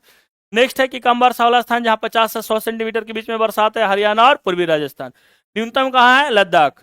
याद रखिएगा भारत का जो औसत वर्षा है कितना, 125 सेंटीमीटर और बिहार का औसत वर्षा कितना है, 112 सेंटीमीटर। याद रखिएगा बिहार का कितना, 112 सेंटीमीटर। भारत में जो अधिकांश वर्षा होती है किसके कारण से होती है, तो दक्षिण पश्चिम मानसून के कारण होती है। भारत के उत्तरी पूर्वी मतलब उत्तरी पूर्वी नहीं, भारत के उत्तरी क्षेत्र में वर्षा होने का, जो ठंडे के दिनों में वर्षा होने का कारण है क्या है, पश्चिमी विक्षोभ। भारत के दक्षिणी क्षेत्र में या तमिलनाडु के क्षेत्र में वर्षा होने का कारण क्या है, और उसको शीतकालीन मानसून नहीं कह सकते हैं, अच्छा उसको लौटता हुआ मानसून भी कह सकते हैं, शीतकालीन मानसून भी उसको हम लोग कह सकते हैं, तक तो कोई दिक्कत नहीं है। अब प्रभावित करने वाले कुछ कारक को देखते हैं। जलवायु को प्रभावित करने वाला जो सबसे पहला कारक है ऊंचाई है। सबसे पहला कारक कौन है, ऊंचाई। जलवायु को प्रभावित करने वाले कारक में देखते हैं ऊंचाई की अगर हम बात करते हैं, ऊंचाई किस प्रकार प्रभावित करता है इसको जरा समझते हैं। ऊंचाई में अगर हम बात करते हैं तो जो भारतीय महाद्वीप है, याद रखिएगा जो मध्य एशिया के बीच और मतलब कि भारतीय महाद्वीप और मध्य एशिया के बीच में जलवायु विभाजन का कार्य हिमालय पर्वत करते हैं, जानते ही हैं, तो उसको वर्ल्ड मैप पे आते हैं तो समझाते हैं। अब ऊंचाई से अगर आप ऊपर जाते हैं, जैसे जैसे ऊपर जाते हैं तो तापमान क्या होता है, घटता है। जैसे जैसे आप ऊपर जाइएगा तो तापमान क्या हो जाएगा, घटते जाएगा। इसमें कोई शंका है कि ऊपर जाने पे तापमान क्या होता है, घटता है। इसलिए जैसे जैसे आप ऊपर बढ़ते हैं तो आपको क्या महसूस होता है, ठंडा महसूस होता है। तापमान घटने का कारण क्या है, ठंडा महसूस होता है। तो जैसे जैसे आप ऊपर जाएंगे तो तापमान क्या हो जाएगा, घटते जाएगा और क्या हो जाएगा, ठंडा महसूस हो जाएगा। और जब ऊपर में जहां अधिक ठंडा होगा, आप बताइए जहां अधिक ठंडा होगा वहां कैसा बेल्ट डेवलप हो जाएगा, याद रखिएगा वहां हाई प्रेशर बेल्ट डेवलप हो जाएगा कि लो प्रेशर बेल्ट डेवलप हो जाएगा। एक भी सोचने वाला बात नहीं जी, अब अभी तुरंत समझाया है। जहां हाई प्रेशर बेल्ट डेवलप होगा वहां गर्मी अधिक होगा, और जब गर्मी अधिक होगा तब ना कि हवाएं ऊपर में उड़ेगी। अभी तुरंत बताया इसी को, गलती से बोल दिए फिर भी देख लीजिए, गलती से एक बार और समझ लेगा लोग। स्थल अगर गर्मी अधिक है इसका मतलब क्या हो गया कि लो प्रेशर बेल्ट। और लो प्रेशर बेल्ट कब डेवलप हो गया, जब गर्मी अधिक पड़ा, वहां की हवाएं गर्म हुई और गर्म होकर ऊपर की ओर उठ गई, तो वह कैसे डेवलप हो गया, लो पर। और जब ठंडा अधिक होगा, जैसे जैसे हम ऊपर ऊंचाई की ओर बढ़ते जाते हैं तो वहां का तापमान क्या होते जाता है, कम होते जाता है। और जहां तापमान कम होगा वहां क्या हो जाएगा, ठंडा अधिक होगा, इसका मतलब है कि हाई प्रेशर बेल्ट डेवलप होगा। यहाँ तो कोई दिक्कत नहीं ना है। और हवाएं हमेशा कहाँ चलेगी, हाई से लो की ओर चलेगी। दूसरा कारण क्या होता है, समुद्र तल से ऊंचाई। जो शहर समुद्र का जितना नजदीक होता है, जो शहर समुद्र का जितना नजदीक होता है वहां बारिश क्या होता है, ज्यादा होता है। देखें कि नहीं देखें हैं? जैसे हम कलकत्ता की बात करते हैं, अब बारिश को हम लोग सेंटीमीटर के रूप में मापते हैं, हालांकि आपके एग्जाम में इतना नहीं पूछेगा, बारिश को किस में मापते हैं, सेंटीमीटर में। और जो शहर जितना दूर होता है वहां बारिश कम होता है। अगर हम आपको भारत के मैप पे लेके चलते हैं तो आपको समझा ही देते हैं। समुद्र तल से अगर हम देखें कि जो कलकत्ता की दूरी है, यहाँ आप देखिएगा कि कलकत्ता इस वाले क्षेत्र में है, कलकत्ता से आगे बढ़िएगा यहाँ पटना है, यहाँ उत्तर प्रदेश में ये देखिएगा लखनऊ है। तो समुद्र तल से जैसे जैसे दूर जाएगा बारिश क्या होते जाएगा, कम होते जाएगा। कलकत्ता में जो बारिश होता है 116 सेंटीमीटर होता है कलकत्ता में। हालांकि आपके एग्जाम में इतना डीपली नहीं पूछता है, लेकिन जान लीजिए कलकत्ता में जो बारिश होता है कितना होता है, याद रखिएगा 116 120 सेंटीमीटर। पटना में जो बारिश होता है 105 सेंटीमीटर के आसपास में होता है। थोड़ा और आगे बढ़िएगा लखनऊ में, याद रखिएगा आगे और बढ़िएगा, लखनऊ में जो बारिश होता है एकदम बिल्कुल कम होता है, लगभग 75-76 सेंटीमीटर के आसपास होता है। थोड़ा और आगे बढ़ जाइएगा, यहाँ दिल्ली आ जाइएगा, यहाँ लगभग 56 सेंटीमीटर बारिश होता है। इतना आपके एग्जाम में नहीं पूछेगा, लेकिन फिर भी आप जान लीजिए कि जैसे जैसे समुद्र तल से दूरी बढ़ते जाती है, बारिश क्या हो जाता है, कम होते जाती है। और समुद्र तल से जो शहर जितना नजदीक होगा वहां बारिश क्या हो जाएगा, अधिक हो जाएगा। जहां समुद्र तल से नजदीक हो जाएगा। हालांकि हमारे जो दक्षिण भारत की जलवायु है वो कैसी जलवायु है, सम जलवायु है। हमारे भारत के दक्षिण भारत की जलवायु कैसी जलवायु है, तो सम जलवायु है। मतलब हमेशा जो वहां का मौसम है हमेशा एक समान बना हुआ रहता है। अगर कोई दक्षिण भारत में लोग रहे होंगे या जाते होंगे तो हमेशा एक जो है रात में ना एक मतलब कि पतला चादर का ठंड हमेशा रहता है। तो दक्षिण भारत को जो जलवायु है सम जलवायु है, और हमारे उत्तर भारत को जो जलवायु है विषम जलवायु है। क्योंकि उत्तर भारत का जलवायु जो है ऋतु के अनुसार हमेशा बदलते रहता है, लेकिन दक्षिण भारत की जो जलवायु है कैसी जलवायु है, सम जलवायु है। तो एक कारण क्या हो गया, समुद्र तल से दूरी हो गया। एक में इसमें एक चीज और हमारा भूमिका निभाता है जो याद रखिएगा, हिमालय पर्वत। इसकी सबसे प्रमुख भूमिका है भारत में। मानसून को या भारत को सुरक्षा करने में इसकी बहुत महत्वपूर्ण भूमिका है। भारत को सुरक्षा करने में याद रखिएगा कि अगर हिमालय पर्वत नहीं होता तो भारत का क्या हाल होता आप सोच भी नहीं सकते हैं। सबसे पहले तो इधर से जाने वाला जो दक्षिण पश्चिम मानसून था यही रुक नहीं पाता, रुकने के कारण यहाँ वर्षा नहीं हो पाती, तो भारत में मानसून का आगमन ही नहीं हो पाता। दूसरा जो कारण है कि ये वाले क्षेत्र को हम अगर रसिया की बात करते हैं तो रसिया किस महाद्वीप में आता है, तो आपको पता होगा कि रसिया दोनों महाद्वीप में आता है, एशिया और यूरोप दोनों में आता है। एशिया अगर इसकी राजधानी की हम बात करते हैं तो रसिया की राजधानी जो है यूरोप वाले क्षेत्र में पड़ता है, इसलिए इसको दोनों, हालांकि इसको यूरोप का देश माना जाता है लेकिन ये दोनों क्षेत्र में आता है। याद रखिएगा कि अच्छा रसिया के इस वाले भाग को अगर हम बात करते हैं तो साइबेरिया कहते हैं। रसिया का जो एशिया वाला क्षेत्र है उसको क्या कहते हैं, साइबेरिया कहते हैं। और आपको पता है कि साइबेरिया क्षेत्र में बहुत ही ठंडी हवाएं बहती है, और इतनी ठंडी हवाएं बहती है आप देखे होंगे। और इसका सबसे जीता जाता उदाहरण आपको बताते हैं। कभी कभी आप लोग राजगीर ठंडे के दिनों में घूमने गए होंगे, देखे हैं, गए हैं। और हम लोग जहाँ एकदम पूरा फुल जैकेट, तीन तीन गो जैकेट, चार चार गो टोपी ऐसे मार के खिकुरते रहते हैं, वहां विदेशी एगो गंजी एगो पैंट, हाफ पैंट पहन के घूम रहा है आगे कैमरा टांग के। क्योंकि उसको यहाँ का ठंडा क्या लगता है, बहुत ही सामान्य लगता है। क्योंकि वो इससे अधिक ठंडा, वहां पे उसका जो बॉडी है इससे अधिक ठंडा झेलने के लिए क्या है, तैयार है, उसके लायक बना हुआ है। अब रसिया के आने वाली ठंडी हवाओं को, रसिया से आने वाली ठंडी हवाओं को एकदम देखिएगा, यहाँ मंगोलिया चाइना पार करते हुए अगर ये हिमालय पर्वत नहीं होता तो यहाँ से आने वाली ठंडी हवाएं भारत में प्रवेश कर जाती। और भारत में हिमालय का इतना उपयोगिता है हम बता नहीं सकते हैं। और भारत के लोग, कहिए ही मत, भारत के लोग का क्या हाल होता, भारत के लोग ठंड से पहले ही उनकी मौत हो जाती। अगर यहाँ से जो मानसून के दिनों में ठंडी हवाएं आती है, मतलब यहाँ से जो ठंडी हवाएं आती है उसको रोकने का भी काम कौन करता है, हिमालय पर्वत। इधर से उठने वाले मानसून को भी रोककर वर्षा करवाने का भी कौन काम करवाता है, हिमालय पर्वत।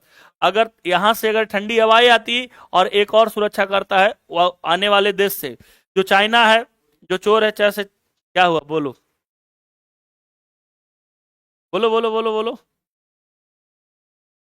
मंगोलिया पे कहा जाना है, मंगोलिया की तरफ हमको देखना ही नहीं है। अब यहाँ से ठंडी हवाएं आएगी, और ठंडी हवाएं आने के बाद चाइना से प्रवेश करते हुए कहाँ जाएगा, वो भारत में एंट्री करेगा।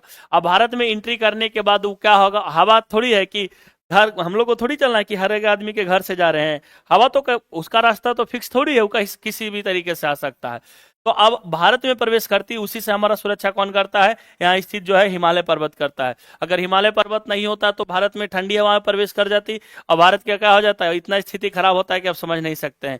अगर हिमालय पर्वत नहीं होता तो ये मानसून को रोककर वर्षा भी नहीं करवा पाता, ये मानसून को रोककर वर्षा भी नहीं करवा पाता। इसलिए हिमालय पर्वत की उपयोगिता उतनी ही है। तो तीन चार चीज याद रखिएगा, ठीक है। और एक चीज अब आते हैं एलिनीनो, और दूसरा है लानीनो, वही बच गया लास्ट, उसके बाद आपको बुक पे लेके चलेंगे।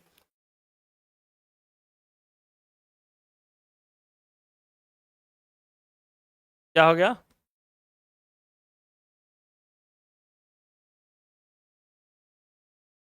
एलिनीनो, और दूसरा धारा कौन है, लानीनो। पहले तो आपको डायरेक्ट लिखवा देते हैं, उसके बाद समझा देंगे। एलिनीनो या लानीनो ऐसी जलधारा है जो हमेशा हर साल नहीं आती है। याद रखिएगा, ये कभी 2 साल पर, 3 साल पर, 4 साल पर, मतलब कि एक समय अंतराल के बाद इसकी उत्पत्ति होती है। एलिनीनो की बात करते हैं तो इसका उत्पत्ति पेरू के तट पर, ये दोनों धारा, पहले इतना जान लीजिए कि दोनों धारा प्रशांत महासागर का, कहाँ है, प्रशांत महासागर से निकलने वाली धाराएं हैं। और एलिनो की उत्पत्ति पेरू के तट से होती है, कहां से होती है, पेरू के तट से होती है। एलिनो किस प्रकार की जलधारा है, तो एलिनो जो है गर्म जलधारा है। एलिनो कैसी जलधारा है, गर्म जलधारा है। यहां तक कोई दिक्कत है जी, एलिनो किस प्रकार की जलधारा है, तो गर्म जलधारा, यहां तक कोई दिक्कत नहीं ना है। हर वर्ष आएगा? नहीं आएगा, हर वर्ष तो नहीं आएगा, कोई दिक्कत नहीं है। अगर एल नीनो की बात करते हैं, याद रखिएगा, एल नीनो अगर आएगा तो यह सुखाड़ की स्थिति पैदा कर देगा। क्यों? इसको समझिएगा, क्योंकि हम आपको क्या बताएं कि समुद्र में जो है कैसा डेवलप हो जाता था, हाई प्रेशर बेल्ट। क्यों डेवलप हो जा रहा था हाई प्रेशर बेल्ट? क्योंकि वहां अधिक ठंडा हो जा रहा था, और ठंडा होने के कारण क्या डेवलप हो रहा था, हाई प्रेशर बेल्ट। और इसीलिए हाई से हवा किधर जा रही थी, लो की ओर जा रही थी। अब एल नीनो जो जलधारा है, और गर्म जलधारा होने के कारण समुद्र में हाई प्रेशर बेल्ट डेवलप नहीं होने देगा। क्यों नहीं डेवलप होने देगा? क्योंकि अगर हम समुद्र की बात करते हैं तो समुद्र का पानी जो, अगर हम समुद्र की बात करते हैं तो यहाँ समुद्र की पानी की अगर हम बात करते हैं, और यह एल नीनो जलधारा आने के बाद, एल नीनो जलधारा की उत्पत्ति प्रशांत महासागर वाले क्षेत्र से होता है, और यह प्रशांत महासागर क्षेत्र वाले आने के बाद एल नीनो जलधारा क्या करेगा, यहाँ के पानी को क्या कर देगा, गर्म कर देगा। यहाँ के कोई भी गर्म पानी अगर किसी पानी में आप डालिएगा तो यहाँ के पानी को क्या कर देगा, गर्म कर देगा। और पानी गर्म होने के बाद यहाँ क्या हाई प्रेशर बेल्ट डेवलप हो पाएगा? जब यहाँ पानी गर्म हो जाएगा तो यहाँ क्या डेवलप हो जाएगा, यहाँ का जहां गर्म होगा तो लो प्रेशर बेल्ट डेवलप हो जाएगा कि हाई प्रेशर बेल्ट डेवलप होगा? हाई, लो प्रेशर बेल्ट ने डेवलप हो जाएगा जी। और यहां भी लो प्रेशर बेल्ट डेवलप हो जाएगा, और यहां जो एक मिनट यहां डेवलप हो जाएगा हाई प्रेशर बेल्ट। यहां क्या हो जाएगा, हाई प्रेशर बेल्ट। क्योंकि अब यहां से तापमान इसका क्या होगा, ये स्थल खंड का अधिक हो जाएगा। यहां से तापमान इस स्थल खंड का क्या हो जाएगा, अधिक हो जाएगा। लेकिन सामान्यतः जो था एल नीनो जलधारा नहीं आने के पहले यहाँ का पानी क्या हो रहा था, जितना जल्दी गर्म हो रहा था उतना जल्दी ठंडा हो जा रहा था, और ठंडा होने के कारण यहाँ कैसा डेवलप हो जा रहा था, हाई प्रेशर बेल्ट। लेकिन अब एल नीनो जलधारा आने के बाद यहाँ का पानी ठंडा नहीं हो पाएगा, यहाँ का पानी ठंडा नहीं हो पाएगा। इसलिए मानसून क्या होगा कि मानसून जो है यहाँ से मानसून की उत्पत्ति ही नहीं हो पाएगी, और उस स्थिति में क्या आ जाएगा, सुखाड़ की स्थिति बन जाएगी। जब मानसून नहीं आएगा तो भारत में क्या होगा, बारिश नहीं होगी, और भारत में जब बारिश नहीं होगी तो भारत में सुखाड़ की स्थिति हो जाएगी। सेम उसी तरीके से लानीनो का कॉन्सेप्ट है। लानीनो जो है कैसी जलधारा है, तो लानीनो जो है ठंडी जलधारा है। अब पहले से समुद्र का पानी अधिक ठंडा था और लानीनो आया, लानीनो आने के बाद और वहां का पानी क्या हो गया, अधिक ठंडा हो गया, और अधिक ठंडा हो गया, और अधिक ठंडा होने के कारण यहाँ क्या हो गया, यहाँ अधिक ठंडा होने के कारण और हाई प्रेशर बेल्ट डेवलप हो गया, और हवाएं कहां जाएगी, हाई से लो की ओर। इसलिए भारत में मानसून क्या हो जाएगा, और अधिक मात्रा में आएगा, और भारत में अधिक वर्षा करवाएगा। इसी के कारण जो है एल नीनो आने के कारण सूखा आ जाता है, और लानीनो आने के कारण बाढ़ आने की आशंका हो जाती है। इसी प्रकार भारत पे एल नीनो और लानीनो का प्रभाव है। तो एल नीनो आएगा तो क्या आ जाएगा, समझ में आ गया ना कि एल नीनो आने के बाद क्या होगा, तो एल नीनो आने के बाद सूखा की स्थिति हो जाएगी। और एल नीनो कैसी जलधारा है, तो गर्म जलधारा है, याद रखिएगा। और एल नीनो अगर आएगा तो भारत में किसकी स्थिति बन जाएगी, सूखा। और याद रखेगा कि अगर लानीनो आएगा तो किसकी स्थिति बन जाएगी, बाढ़ की स्थिति बन जाएगी। और किस प्रकार बनेगा हम समझा चुके हैं। अगर किसी को नहीं समझ में आया है तो दोबारा भी उसको हम समझा सकते हैं, कोई दिक्कत नहीं है। समझ में आ गया तो ठीक है, नहीं समझ में आ गया तो दोबारा भी उसको हम समझा देंगे। ऑनलाइन वाले का क्या हाल है जी, समझ में आ रहा है आप लोग को कि नहीं समझ में आ रहा है? एक बार और समझा दें। अच्छा, हाई और लो। सबसे पहले इतना समझ में आ गया कि जहां हाई हो वो प्रेशर, जहां ये देखिए एक लाइन लिखे थे हम आपसे पहले ही, एक लाइन लिखे थे, जहां गर्मी अधिक होगी वहां क्या हो जाएगा, इसको समझिएगा कि वहां हवाएं गर्म हो जाएगी, और हवाएं गर्म होकर ऊपर उठ जाएगी। और जब हवाएं गर्म होकर ऊपर उठ जाएगी तो वहां कैसे डेवलप हो जाएगा, लो प्रेशर बेल्ट। ये समझ में आ गया था। जहां ठंडा अधिक होगा या गर्मी कम होगा, जहां गर्मी कम वही का उसका मतलब क्या हुआ, ठंडा अधिक। ठंडा अधिक होगी वहां की हवाएं गर्म नहीं हो पाएगी, और हवा जब गर्म नहीं हो पाएगी तो हवा ऊपर भी नहीं उठेगा, तो वहां जो डेवलप होगा कैसा हो जाएगा, हाई प्रेशर बेल्ट। यहां तक समझ में आ गया था। अब जब एल नीनो आया तो एल नीनो कैसी जलधारा है, गर्म जलधारा। और पहले से जो समुद्र में जो पानी है वो कैसा था, समुद्र का पानी जितना जल्दी गर्म हो रहा था उतना जल्दी ठंडा हो जा रहा था। और सामान्यतः मानसून की स्थिति में नीचे जो समुद्र के पानी में कैसा बेल्ट डेवलप हो रहा था, कैसा बेल्ट डेवलप हो रहा था, हाई प्रेशर बेल्ट। क्योंकि जहां ठंडा अधिक वहां कैसा प्रेशर बेल्ट डेवलप होगा, हाई प्रेशर बेल्ट। लेकिन जैसे ही एल नीनो आया उसको क्या कर दिया, वहां के पानी को गर्म कर दिया, क्योंकि वो कैसी जलधारा है, गर्म जलधारा। और गर्म होने के कारण वहां का पानी क्या हो गया, अधिक गर्म हो गया। और अधिक गर्म होने के कारण वहां पे कैसा प्रेशर डेवलप हो गया, लो प्रेशर। और यहां समुद्र में लो प्रेशर बेल्ट डेवलप हो गया। और भारत का जो स्थल खंड वाला हिस्सा है इसके अपेक्षा यहाँ पे कैसा डेवलप हो गया, हाई प्रेशर बेल्ट। तो हवाएं कभी भी लो से हाई की ओर जा पाएगी नहीं जा पाएगी, इसलिए हाई से किधर जाएगा, लो की ओर। तो यहाँ तो कैसा, जब एल नीनो आया तो यहाँ कैसा बेल्ट डेवलप हो गया, लो प्रेशर बेल्ट। तो कभी भी यह लो से हाई की ओर जा पाएगी, नहीं जा पाएगी, इसलिए भारत में मानसून का आगमन नहीं होता है और एल नीनो आने के बाद भारत में सूखा की स्थिति पड़ जाती है। अब लानीनो आता है तो क्या करता है, लानीनो भी बता देते हैं। अब ये है हमारा भारत, याद रखिएगा कि अगर ये हमारा भारत है, अब लानीनो जलधारा आया, लानीनो आया तो यहाँ का पहले से पानी क्या था, अधिक ठंडा, और यहाँ अधिक ठंडा होने का मतलब कैसा, हाई प्रेशर। अब और ठंडा कर दिया तो और हाई प्रेशर डेवलप हो गया, और इसके अपेक्षा में यहाँ कैसा प्रेशर था, लो प्रेशर। और यहाँ हाई से अगर हम बात करते हैं कि जब भी जाएगा किधर जाएगा, हाई से लो की ओर जाएगा, तो इसलिए और अधिक मानसून जो होती है, मानसूनी हवाएं और अधिक भारत में प्रवेश कर जाती है, इसलिए अधिक बारिश होने की संभावना होती है। इसलिए क्या होता है, मानसून की स्थिति जो ऐसी होती है कि और अधिक बारिश करवाता है, और 200 सेंटीमीटर से भी अधिक बारिश करवाता है, इसलिए भारत में स्थिति कैसे आ जाती है, बाढ़ की स्थिति पैदा हो जाती है। यही था लानीनो और एल नीनो, इसमें और कोई कॉन्सेप्ट तो है नहीं। हमको नहीं लगता है कि इसमें कोई दिक्कत होना चाहिए, कोई दिक्कत हो तो बताइएगा। दिक्कत रहो करेगा तो तुम लोग नहीं बताएगा, टाइम देख रहा होगा। चलो आते हैं किताब पर लेके, किताब में सब नहीं पढ़ाएंगे, सब पढ़ना भी नहीं है।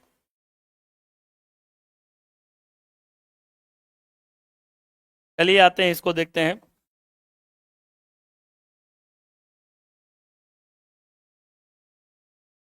जो जो थोड़ा बहुत बचा हुआ है यहाँ बताते चले जाएंगे, दो तीन चीज और बच गया है, कहाँ कहाँ हवा को क्या कहा जाता है यहाँ बताते चले जाएंगे। नहीं तो उसको लिखवा ही देते हैं, नहीं तो हम भूल जाएंगे, नहीं उसी समय लिखवा देंगे। आइए, मौसम जो है वायुमंडल की क्षणिक अवस्था है, पहले ही बता चुके हैं मौसम क्या है, कि वायुमंडल में जो है अचानक परिवर्तन को क्या कहते हैं, मौसम कहते हैं। और 32 साल से अधिक एक मतलब समय सीमा तय कर दिया गया है कि अगर किसी देश का जो मतलब मौसम है 32 साल से अधिक एक जैसा बना हुआ रहता है, उसको क्या कहते हैं, जलवायु कहते हैं। जबकि जलवायु का तात्पर्य अपेक्षाकृत लंबे समय की मौसमी दशाओं के औसत से होता है। कितना साल, लगभग 32 साल, और कोई कोई बुक 50 साल भी लिखता है। Good morning bro, good morning, बढ़िया सुतता है। मौसम जल्दी जल्दी बदलता है, जैसे कि एक दिन में या एक सप्ताह में, परंतु जलवायु में कितना 50 अथवा इससे भी अधिक वर्षों में बदलाव आ सकता है। भारत की जलवायु कैसी है, तो उष्णकटिबंधीय मानसूनी जलवायु बता चुके हैं किस प्रकार है। मानसून से अभिप्राय ऐसी जलवायु से है जिसमें ऋतु के अनुसार पवनों की दिशा में क्या हो जाता है, परिवर्तन हो जाता है। बता चुके हैं ना कि मानसून क्या है, तो एक प्रकार का पवन है, और ऋतु के अनुसार इसमें क्या हो जाता है, इसकी दिशा में परिवर्तन होता है।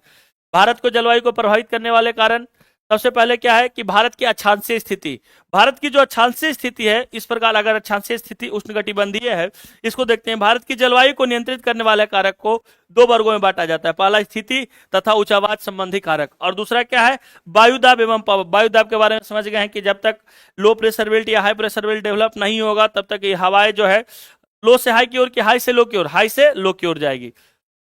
अब जो अक्षांशीय स्थिति है, इसको देखते हैं कि कर्क रेखा के पूर्व पश्चिम दिशा में देश के मध्य भाग से गुजरती है। आपको पता है कि भारत को दो बराबर भागों में कौन बांटने का काम करती है, कर्क रेखा।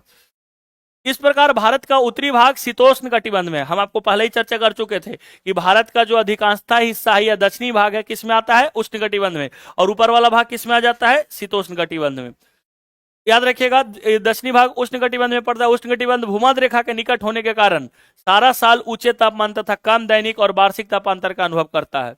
कर्क रेखा से उत्तर में स्थित भाग यानी शीतोष्ण कटिबंध भूमध्य रेखा से दूर होने के कारण उच्च दैनिक तथा वार्षिक तापांतर के साथ विषम जलवायु पाई जाती है। इसके बारे में भी बताए थे कि दक्षिण भारत में जो जलवायु पाई जाती है, सम जलवायु पाई जाती है, मतलब पूरे साल एक जैसा जलवायु पाया जाता है। लेकिन उत्तर भारत में कैसी जलवायु पाई जाती है, विषम जलवायु। ऐसा किस लिए होता है, ऐसा इसलिए होता है कि भारत का जो स्थिति था, आपको हम यहाँ लेके आते हैं, आपको बताए थे।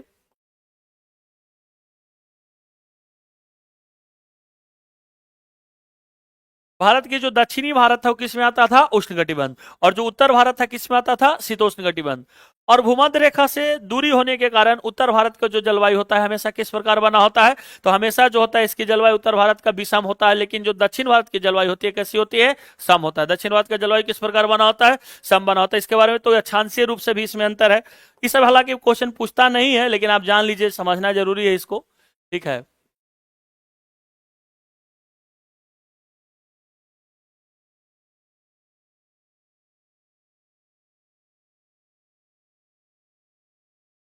नेक्स्ट है हिमालय पर्वत, इसके बारे में बता चुके हैं। यह अपनी सभी विस्तारों के साथ एक प्रभावी जलवायु विभाजक की भूमिका निभाता है। यह ठंडी उत्तरी पवनों को जो आने वाली उत्तर से आने वाली ठंडी हवाओं को रोकता है। जमा देने वाली ये ठंडी पवन उत्तरी ध्रुव रेखा के निकट पैदा होती है और मध्य तथा पूर्वी एशिया के आर पार बहती है। यह मध्य एशिया और पूर्वी एशिया के बीच में जलवायु विभाजक का भी कार्य करता है। इस प्रकार हिमालय पर्वत मानसून पवनों को रोककर उपमहाद्वीप में वर्षा आने वाली ठंडी हवाओं को भी रोकता है, बता दिए थे, और मानसून को रोककर भी वर्षा करवाने का काम करता है। नेक्स्ट क्या बताया, समुद्र तल से ऊंचाई। ऊंचाई के साथ साथ तापमान क्या होता है, घटता है। विरल वायु के कारण पर्वतीय प्रदेश मैदानों की तुलना में अधिक ठंडे होते हैं। जैसे आगरा, देखिए इसको बराबर, जैसे ही समुद्र तल से अगर दूरी बढ़ेगा, समुद्र तल से दूरी बढ़ेगा, उसका मतलब वहां वर्षा क्या होगा, कम होगा। और समुद्र तल से दूरी अगर जिस नजदीक रहेगा वहां वर्षा क्या होगी, अधिक होगी। लेकिन एक और कारण है कि समुद्र तल से ऊंचाई, अगर आप देखिएगा कि आगरा और दार्जिलिंग दोनों क्या है, एक ही अक्षांश पर स्थित है। लेकिन जनवरी में आगरा का तापमान 16 डिग्री और दार्जिलिंग में कितना होता है, 4 डिग्री। क्यों होता है, क्योंकि उसके ऊंचाई के समुद्र तल से ऊंचाई में अंतर के कारण होता है। ये क्वेश्चन घटना चक्र में दिया हुआ है, ध्यान रखिएगा। नेक्स्ट है उचावाच। भारत का भौतिक स्वरूप अथवा उचावाच तापमान, वायु, पवनों की गति, दिशा तथा ढाल की मात्रा को वितरण को प्रभावित करता है। जैसे जून एवं जुलाई के बीच पश्चिमी घाट तथा असम के पवन विमुखी ढाल अधिक वर्षा कराते हैं, जबकि इसी दौरान पश्चिमी घाट के साथ लगा दक्षिणी पठार पवन विमुखी स्थिति के कारण कम वर्षा प्राप्त करता है। मतलब ढाल के कारण भी जो है, उचावाच के कारण भी है जो वर्षा को प्रभावित करता है। आप इसको पढ़ने का आपको कोई आवश्यकता नहीं, इसके बारे में हम पहले पढ़ा चुके हैं। ये दोनों स्लाइड आपके काम का है नहीं, ऐसे आपका अगर इच्छा होगा तब पढ़ लीजिएगा, ठीक है। लेकिन इसके बीच से कोई क्वेश्चन पूछता नहीं है, ठीक है। डायरेक्ट आपको लेके आते हैं जेट प्रवाह के बाद यहां से मानसूनी पवनों के द्वारा। एक मिनट, हम अपने किताब में टिक कर दिए थे।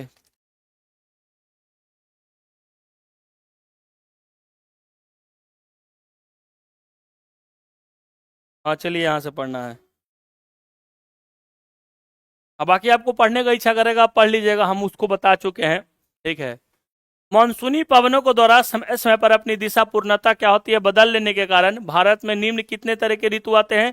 चक्रवात मतलब 4 तरीके के। पहला कौन है जी, शीत ऋतु, 15 दिसंबर से लेकर कब तक, 15 मार्च। दूसरा कौन है, ग्रीष्म ऋतु, 16 मार्च से लेकर कब तक, 15 जून। और इसका आप डेट याद रखिएगा, डेट हमेशा पूछता है। वर्षा ऋतु, वर्षा ऋतु को किस भाग में बांटा गया है, याद रखिएगा कि 16 जून से लेकर 15 सितंबर। और एक लास्ट में कौन बच गया, शरद ऋतु, 16 सितंबर से 14 दिसंबर। शरद और शीत तो अलग अलग दे दिया है ना, शरद ऋतु और शीत ऋतु आप लोग एक ही समझ रहे हैं। शरद मतलब सर्द या शीत मतलब ठंडा।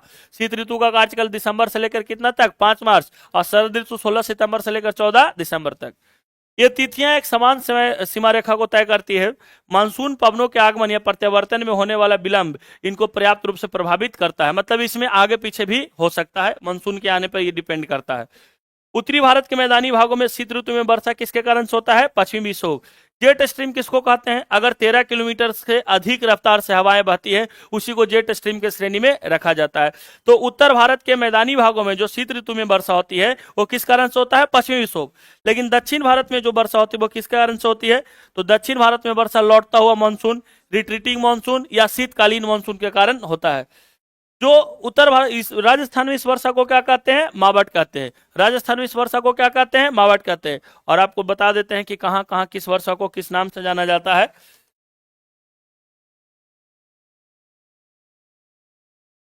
एक बार इसको भी लिखवा ही देते हैं तो भूल जाएंगे जी। गुड मॉर्निंग सबको, गुड मॉर्निंग।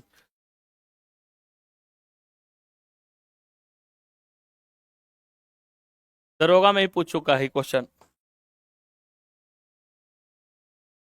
पूर्वोत्तर भारत, पूर्वोत्तर भारत में इसको क्या कहते हैं जी, याद रखिएगा कि पूर्वोत्तर भारत में इसको, याद रखिएगा ये असम में इसको क्या कहते हैं, नॉर्वेस्टर कहते हैं। क्या बोलते हैं इसको, नॉर्वेस्टर कहते हैं। अच्छा, उसके बाद आगे आते हैं कर्नाटक में इसको क्या कहते हैं, चेरी ब्लॉजम कहते हैं ना जी। कर्नाटक में इसको क्या कहते हैं, चेरी ब्लॉजम या कॉफी वर्षा के नाम से भी जाना जाता है। याद रखिएगा कि कर्नाटक में इसको चेरी ब्लॉजम या कॉफी वर्षा के नाम से जाना जाता है। बिहार में चलने वाले गर्म हवाओं को क्या कहते हैं, बिहार के क्षेत्र में क्या कहते हैं, इसको लू कहते हैं। अच्छा, बंगाल के क्षेत्र में इसको क्या कहते हैं, बंगाल के क्षेत्र में इसको काल वैसाखी कहते हैं। ध्यान रखिएगा, यही क्वेश्चन पूछ चुका है। अच्छा, उसके बाद अगर हम बात करते हैं, बंगाल हो गया। हाँ, राजस्थान में इसको क्या कहते हैं, राजस्थान में इसको मावट कहते हैं। राजस्थान में इस हवा को क्या कहते हैं, मावट कहते हैं। याद रखिएगा कि राजस्थान में क्या कहते हैं, मावट कहते हैं, याद रहेगा ना। कर्नाटक में क्या कहते हैं, चेरी ब्लॉसम या, अच्छा बंगाल में क्या कहते हैं, काल वैसाखी या आम्र वर्षा भी कहते हैं, याद रखिएगा। बंगाल में इसको क्या कहते हैं, काल वैसाखी या आम्र वर्षा, क्योंकि इससे क्या होती है, इससे आम्र को भी, अच्छा हाँ हाँ बिल्कुल बिल्कुल बिल्कुल आएंगे। आम्र वर्षा कहाँ है, केरल में है। याद रखिएगा कि केरल के क्षेत्र में, हालांकि केरल के क्षेत्र में जो होता है इसको पूर्ण रूप से आम्र वर्षा कहा जाता है, और इसलिए इसलिए इसको कहा जाता है क्योंकि इससे, इसको बंगाल में आम्र वर्षा इसलिए कहा जाता है क्योंकि आम के पौधों को, मतलब आम के फसल को इससे काफी फायदा पहुंचता है। और केरल के क्षेत्र में इसको याद रखिएगा कि चाय वर्षा या आम्र वर्षा भी कहते हैं। इसमें क्या दिया है, लुसेंट में क्या दिया है, आम वर्षा केरल दिया है केवल। अच्छा याद रखिए बंगाल में भी कहते हैं, क्योंकि बंगाल में पाए जाने वाले आम को इससे काफी फायदा होता है, याद रखिए, इसलिए काल वैसाखी या आम्र वर्षा। नहीं तो इसको रहने दीजिए, आप केरल में ही आम्र वर्षा याद कीजिए। आइए आगे।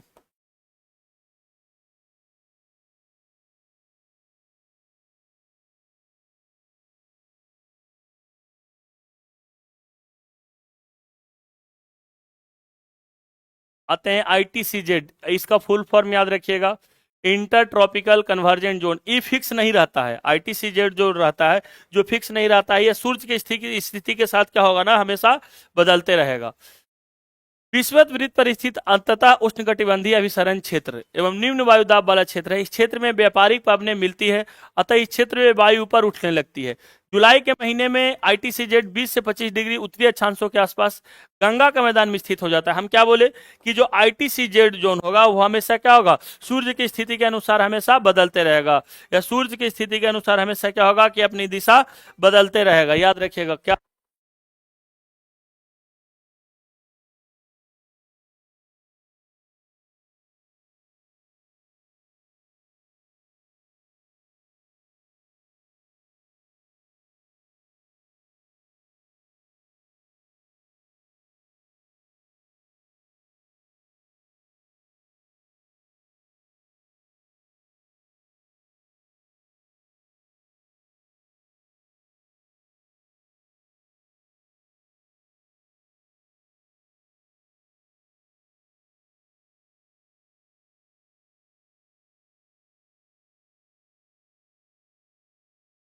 ऐसे इसको देखते हैं, आगे बढ़ते हैं।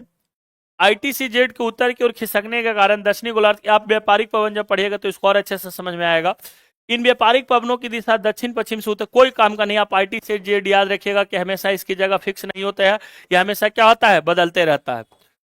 ग्रीष्म ऋतु में असम एवं पश्चिम बंगाल राज्यों में तीव्र आर्द्र हवाएं चलने लगती है, जिससे गरज के साथ वर्षा हो जाती है।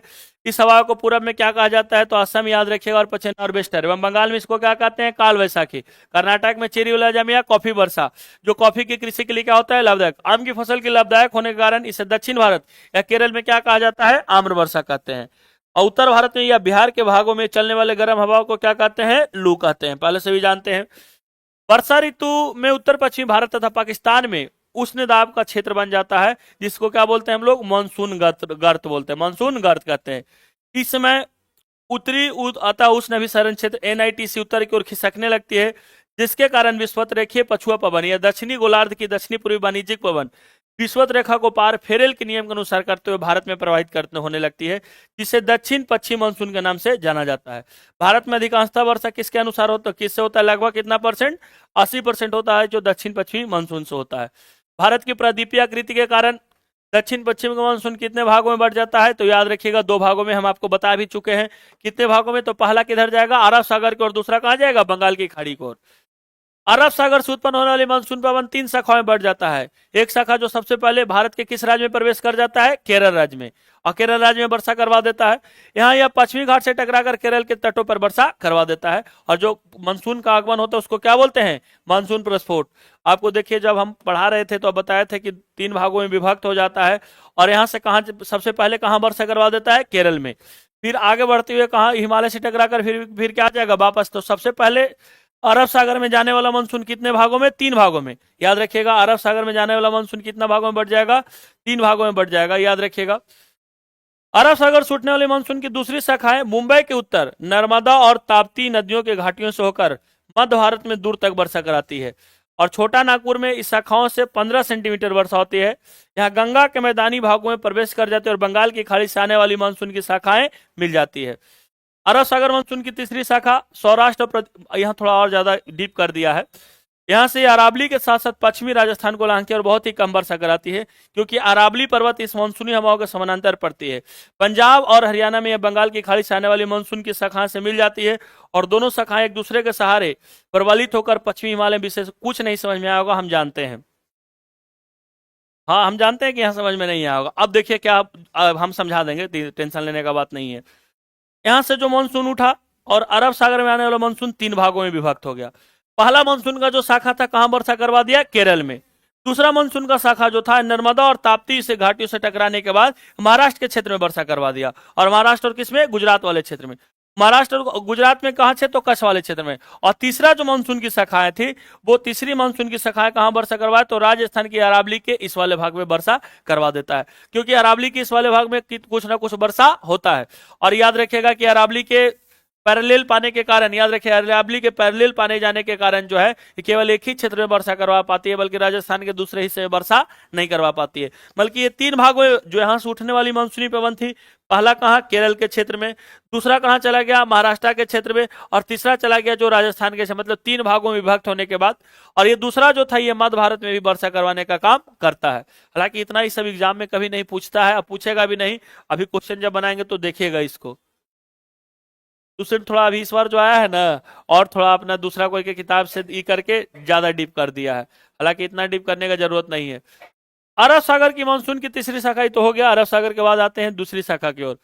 गारो, खासी एवं जयंतिया पहाड़ियों पर बंगाल की खाड़ी से आने वाली हवाएं दक्षिणी पश्चिमी मानसून की अधिक वर्षा लगती है, जिसके कारण यहाँ स्थित कौन सा? मासिनराम मेघालय विश्व में सर्वाधिक वर्षा प्राप्त करने वाला स्थान है। कितना सेंटीमीटर? लगभग 1141 सेंटीमीटर।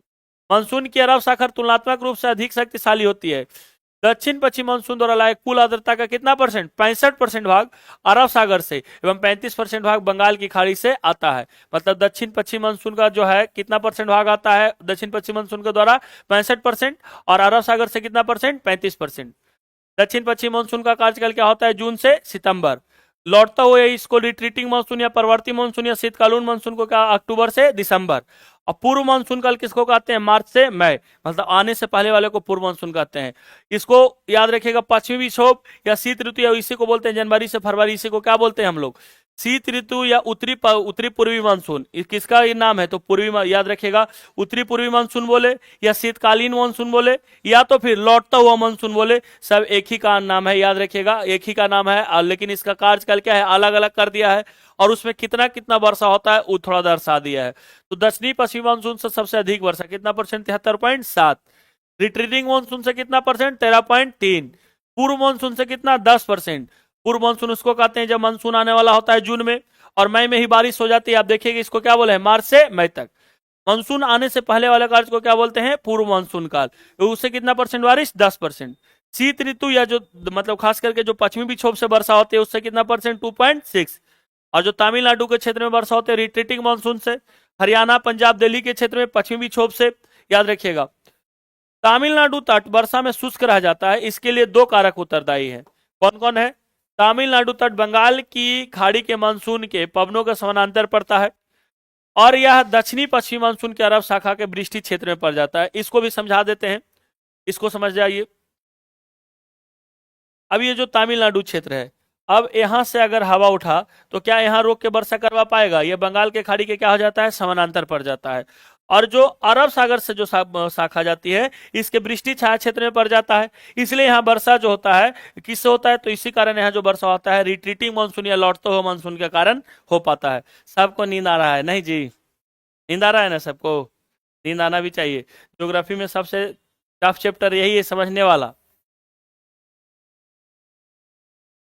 अब नींद आ रहा है तो हम क्या कर सकते हैं?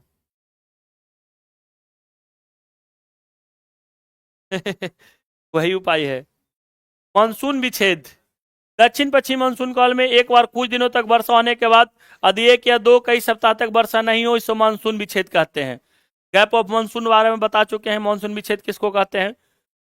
उत्तरी भारत के विशाल मैदान में मानसून का विच्छेद उष्णकटिबंधीय चक्रवातों की संख्या कम हो जाने से आपके कोई काम का नहीं, आप डायरेक्ट आइए मानसून निवर्तन में आते हैं। मानसून निवर्तन की अगर हम बात करते हैं, मानसून के पीछे हटने या लौट जाने को क्या बोलते हैं? मानसून का निवर्तन कहते हैं।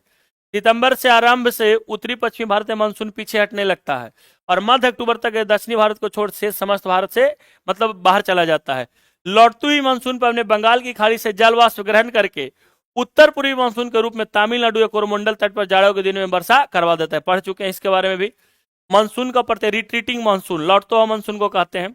इस ऋतु में बंगाल की खाड़ी एवं अरब सागर में उष्णकटिबंधीय चक्रवातों की उत्पत्ति होती है और इन चक्रवातों से पूर्वी तटीय क्षेत्रों में मुख्यतः आंध्र प्रदेश, उड़ीसा, मतलब लौटता हुआ मानसून से कहां कहां वर्षा हो जाएगा तो आंध्र प्रदेश, उड़ीसा, और याद रखिएगा कि खास करके जो है लौटता हुआ मानसून से तो वर्षा हो रहा था आंध्र प्रदेश, उड़ीसा और यहाँ तमिलनाडु के क्षेत्र में, लेकिन मानसून जब लौटता है तो उस समय चक्रवात की उत्पत्ति होती है और उस चक्रवात से काफी क्षति होती है, खास करके आंध्र प्रदेश, उड़ीसा और गुजरात के तट पर। भारत के जलवायु प्रदेश, इसको आप याद रखिएगा कि भारत के जलवायु प्रदेश को दो महत्वपूर्ण तत्व है जिन्हें जलवायु वर्गीकरण के से निर्णायक माना जाता है। और एक जलवायु अगर हम प्रक्रिया की बात करते हैं तो कोपेन ने जलवायु वर्गीकरण का आधार क्या बनाया? तापमान तथा वर्षण, और इसको मासिक मानों को रखा। कोपेन की पत्ती के आधारित पर भारत की जलवायु कितने प्रकार की है? 5 प्रकार की। सबसे पहला जलवायु कौन है? उष्णकटिबंधीय, जहां सारा वर्ष औसत मासिक तापमान कितना रहता है? 10 डिग्री सेल्सियस से अधिक। शुष्क जलवायु, जहां तापमान की तुलना में वर्षण बहुत ही कम होता है। शुष्कता कम होने पर यह अर्ध शुष्क मरुस्थल कहलाता है। अर्ध शुष्क मरुस्थल को क्या कहते हैं? एस। और शुष्कता अधिक हो तो मरुस्थल को क्या कहते हैं? डब्लू। गर्म जलवायु, जहां सबसे ठंडे महीने का औसत तापमान कितना होता है? 18 डिग्री सेल्सियस, और कितना डिग्री के बीच में रहता है? -3 डिग्री के बीच में। अभी इसमें मजा नहीं आ रहा होगा, हम समझते हैं। जब क्वेश्चन बनाइएगा ना तो सारा क्वेश्चन आपसे बन जाएगा, और अभी तुरंत इस चैप्टर को खत्म करके पहले क्वेश्चन ही आपसे करवाएंगे, ठीक है? उसके बाद पूछेंगे कि समझ में आया कि नहीं, आप बना पाते हैं कि नहीं बना पाते हैं। एलिनो और भारतीय मानसून के बारे में आपको बता चुके हैं, एलिनो के बारे में आप अच्छे से पढ़ चुके हैं। आपको याद क्या रखना है? आपको याद ये रखना है इसमें जो है खास करके कि एएमडब्ल्यू जो आता है किस क्षेत्र में? तो गोवा के दक्षिण में भारत का पश्चिमी तट। ये भी पूछता है, 2-3-4 बार पूछ चुका है। खास करके सीडब्ल्यूजी, गंगा का मैदान, पूर्वी राजस्थान, उत्तरी मध्य प्रदेश, उत्तरी पूर्वी भारत का अधिकतर जो प्रवेश पड़ता है किसमें पड़ता है? तो सीडब्ल्यूजी वाले प्रदेश में पड़ता है। एस में कौन कौन आ जाता है? तो तमिलनाडु का कोरोमंडल तट। आप अभी इसको यहाँ पे स्टॉप करते हैं, आपको लेके आते हैं क्वेश्चन आंसर पे, ठीक है? देखिए क्वेश्चन आंसर में आपको थोड़ा मजा आएगा। सभी लोग सूतने लगा था जी। अब मेन बात है कि यहाँ अंदर का भी जलवायु बहुत अच्छा ना है तब।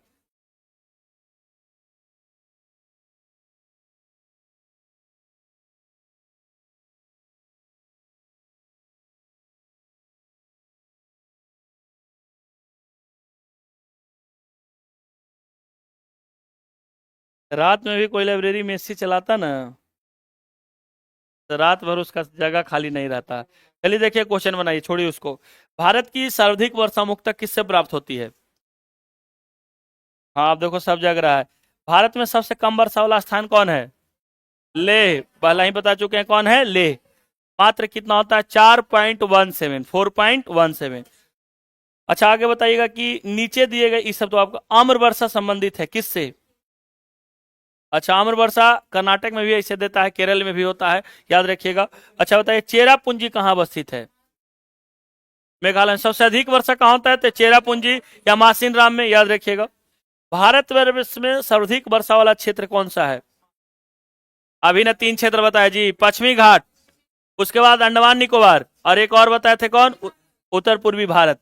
वही तो टोटल तीनों चीज इसमें दिया है, क्वेश्चन ही दिया है। बताइएगा आगे कि निम्न में भारत के किन क्षेत्रों में औसत 200 मिलीमीटर वर्षा होती है? अभी तुरंत बताए थे, 3 क्षेत्रों में बताए थे। कौन कौन क्षेत्र में? हम्म 200 मिलीमीटर, अगर हम 200 मिलीमीटर वर्षा अगर बोले तो याद रखिएगा 200 मिलीमीटर मतलब कितना हो गया? 20 सेंटीमीटर हुआ। मिलीमीटर हम बोले थे, हाँ मिलीमीटर अगर बोले तो ध्यान रखना इस बात का, कभी भी क्वेश्चन के साथ ध्यान रहना है। मिलीमीटर मतलब कितना? अगर मिलीमीटर में बदलेंगे तो उसको क्या देंगे? भाग देंगे, तो 20 सेंटीमीटर ना हो जाएगा जी, 10 से भाग देंगे ना उसको तो 20 सेंटीमीटर। तो एक ही क्षेत्र आता है जम्मू कश्मीर और लद्दाख वाला क्षेत्र, जहां 10 सेंटीमीटर से भी अधिक, और 200 सेंटीमीटर से अधिक बोले तब आप याद रखिएगा। झारखंड में वर्षा किस मानसून से होगा? जितना भी नहीं नहीं वो तो समान वर्षा वाला क्षेत्र है, लेकिन दक्षिण पश्चिम मानसून से। किससे होगा? दक्षिण पश्चिम मानसून से। जाने का बताया भी ना, बताया जी। भारत के उत्तरी मैदानों में शीत ऋतु में वर्षा किसके कारण होती है? उत्तरी मैदान में। और दक्षिणी में किसके कारण होता है? अच्छा, भारत में शरदकालीन वर्षा क्षेत्र कौन कौन से हैं? अभी दो जगह बताए थे, एक पंजाब और दूसरा तमिलनाडु। एक पंजाब और दूसरा तमिलनाडु, पंजाब के क्षेत्र में भी वर्षा और दूसरा तमिलनाडु। निम्न राज्यों में किस राज्य में विंटर के मौसम में बारिश मिलता है? दो राज्य, पंजाब और तमिलनाडु। भारत में निम्न में से किस तटीय प्रदेश में उत्तर पूर्वी मानसून से वर्षा होती है? तटीय प्रदेश के रूप में, तटीय प्रदेश पूछ रहा है कौन सा? कोरोमंडल की याद रखिएगा कि मालाबार? हम पूछ रहे हैं आम, तो बोलिएगा इमली। तट ना पूछ रहे हैं जी कि कौन से तट में। तो तमिलनाडु वाले वाले को क्या भाग बोलते हैं? कोरोमंडल तट। इधर केरल वाले को मालाबार। तो कोरोमंडल तट ना हो जाएगा उसका? पूछेंगे कुछ ही, सब थक गया है मेन बात। हाँ, भारत के निम्नलिखित में से किस क्षेत्र में शीतकाल में वर्षा होता है? ऊपर वाला भाग वो हो गया ना, उत्तर पश्चिम, उसको कह सकते हैं। ये वाला जो भाग बताए थे कि पंजाब, हरियाणा, दिल्ली, उत्तर पश्चिम, उसको नहीं कहते हैं जी? हंस रहे हैं आप लोग। उत्तर पश्चिम उसको कहते हैं कि नहीं कहते हैं?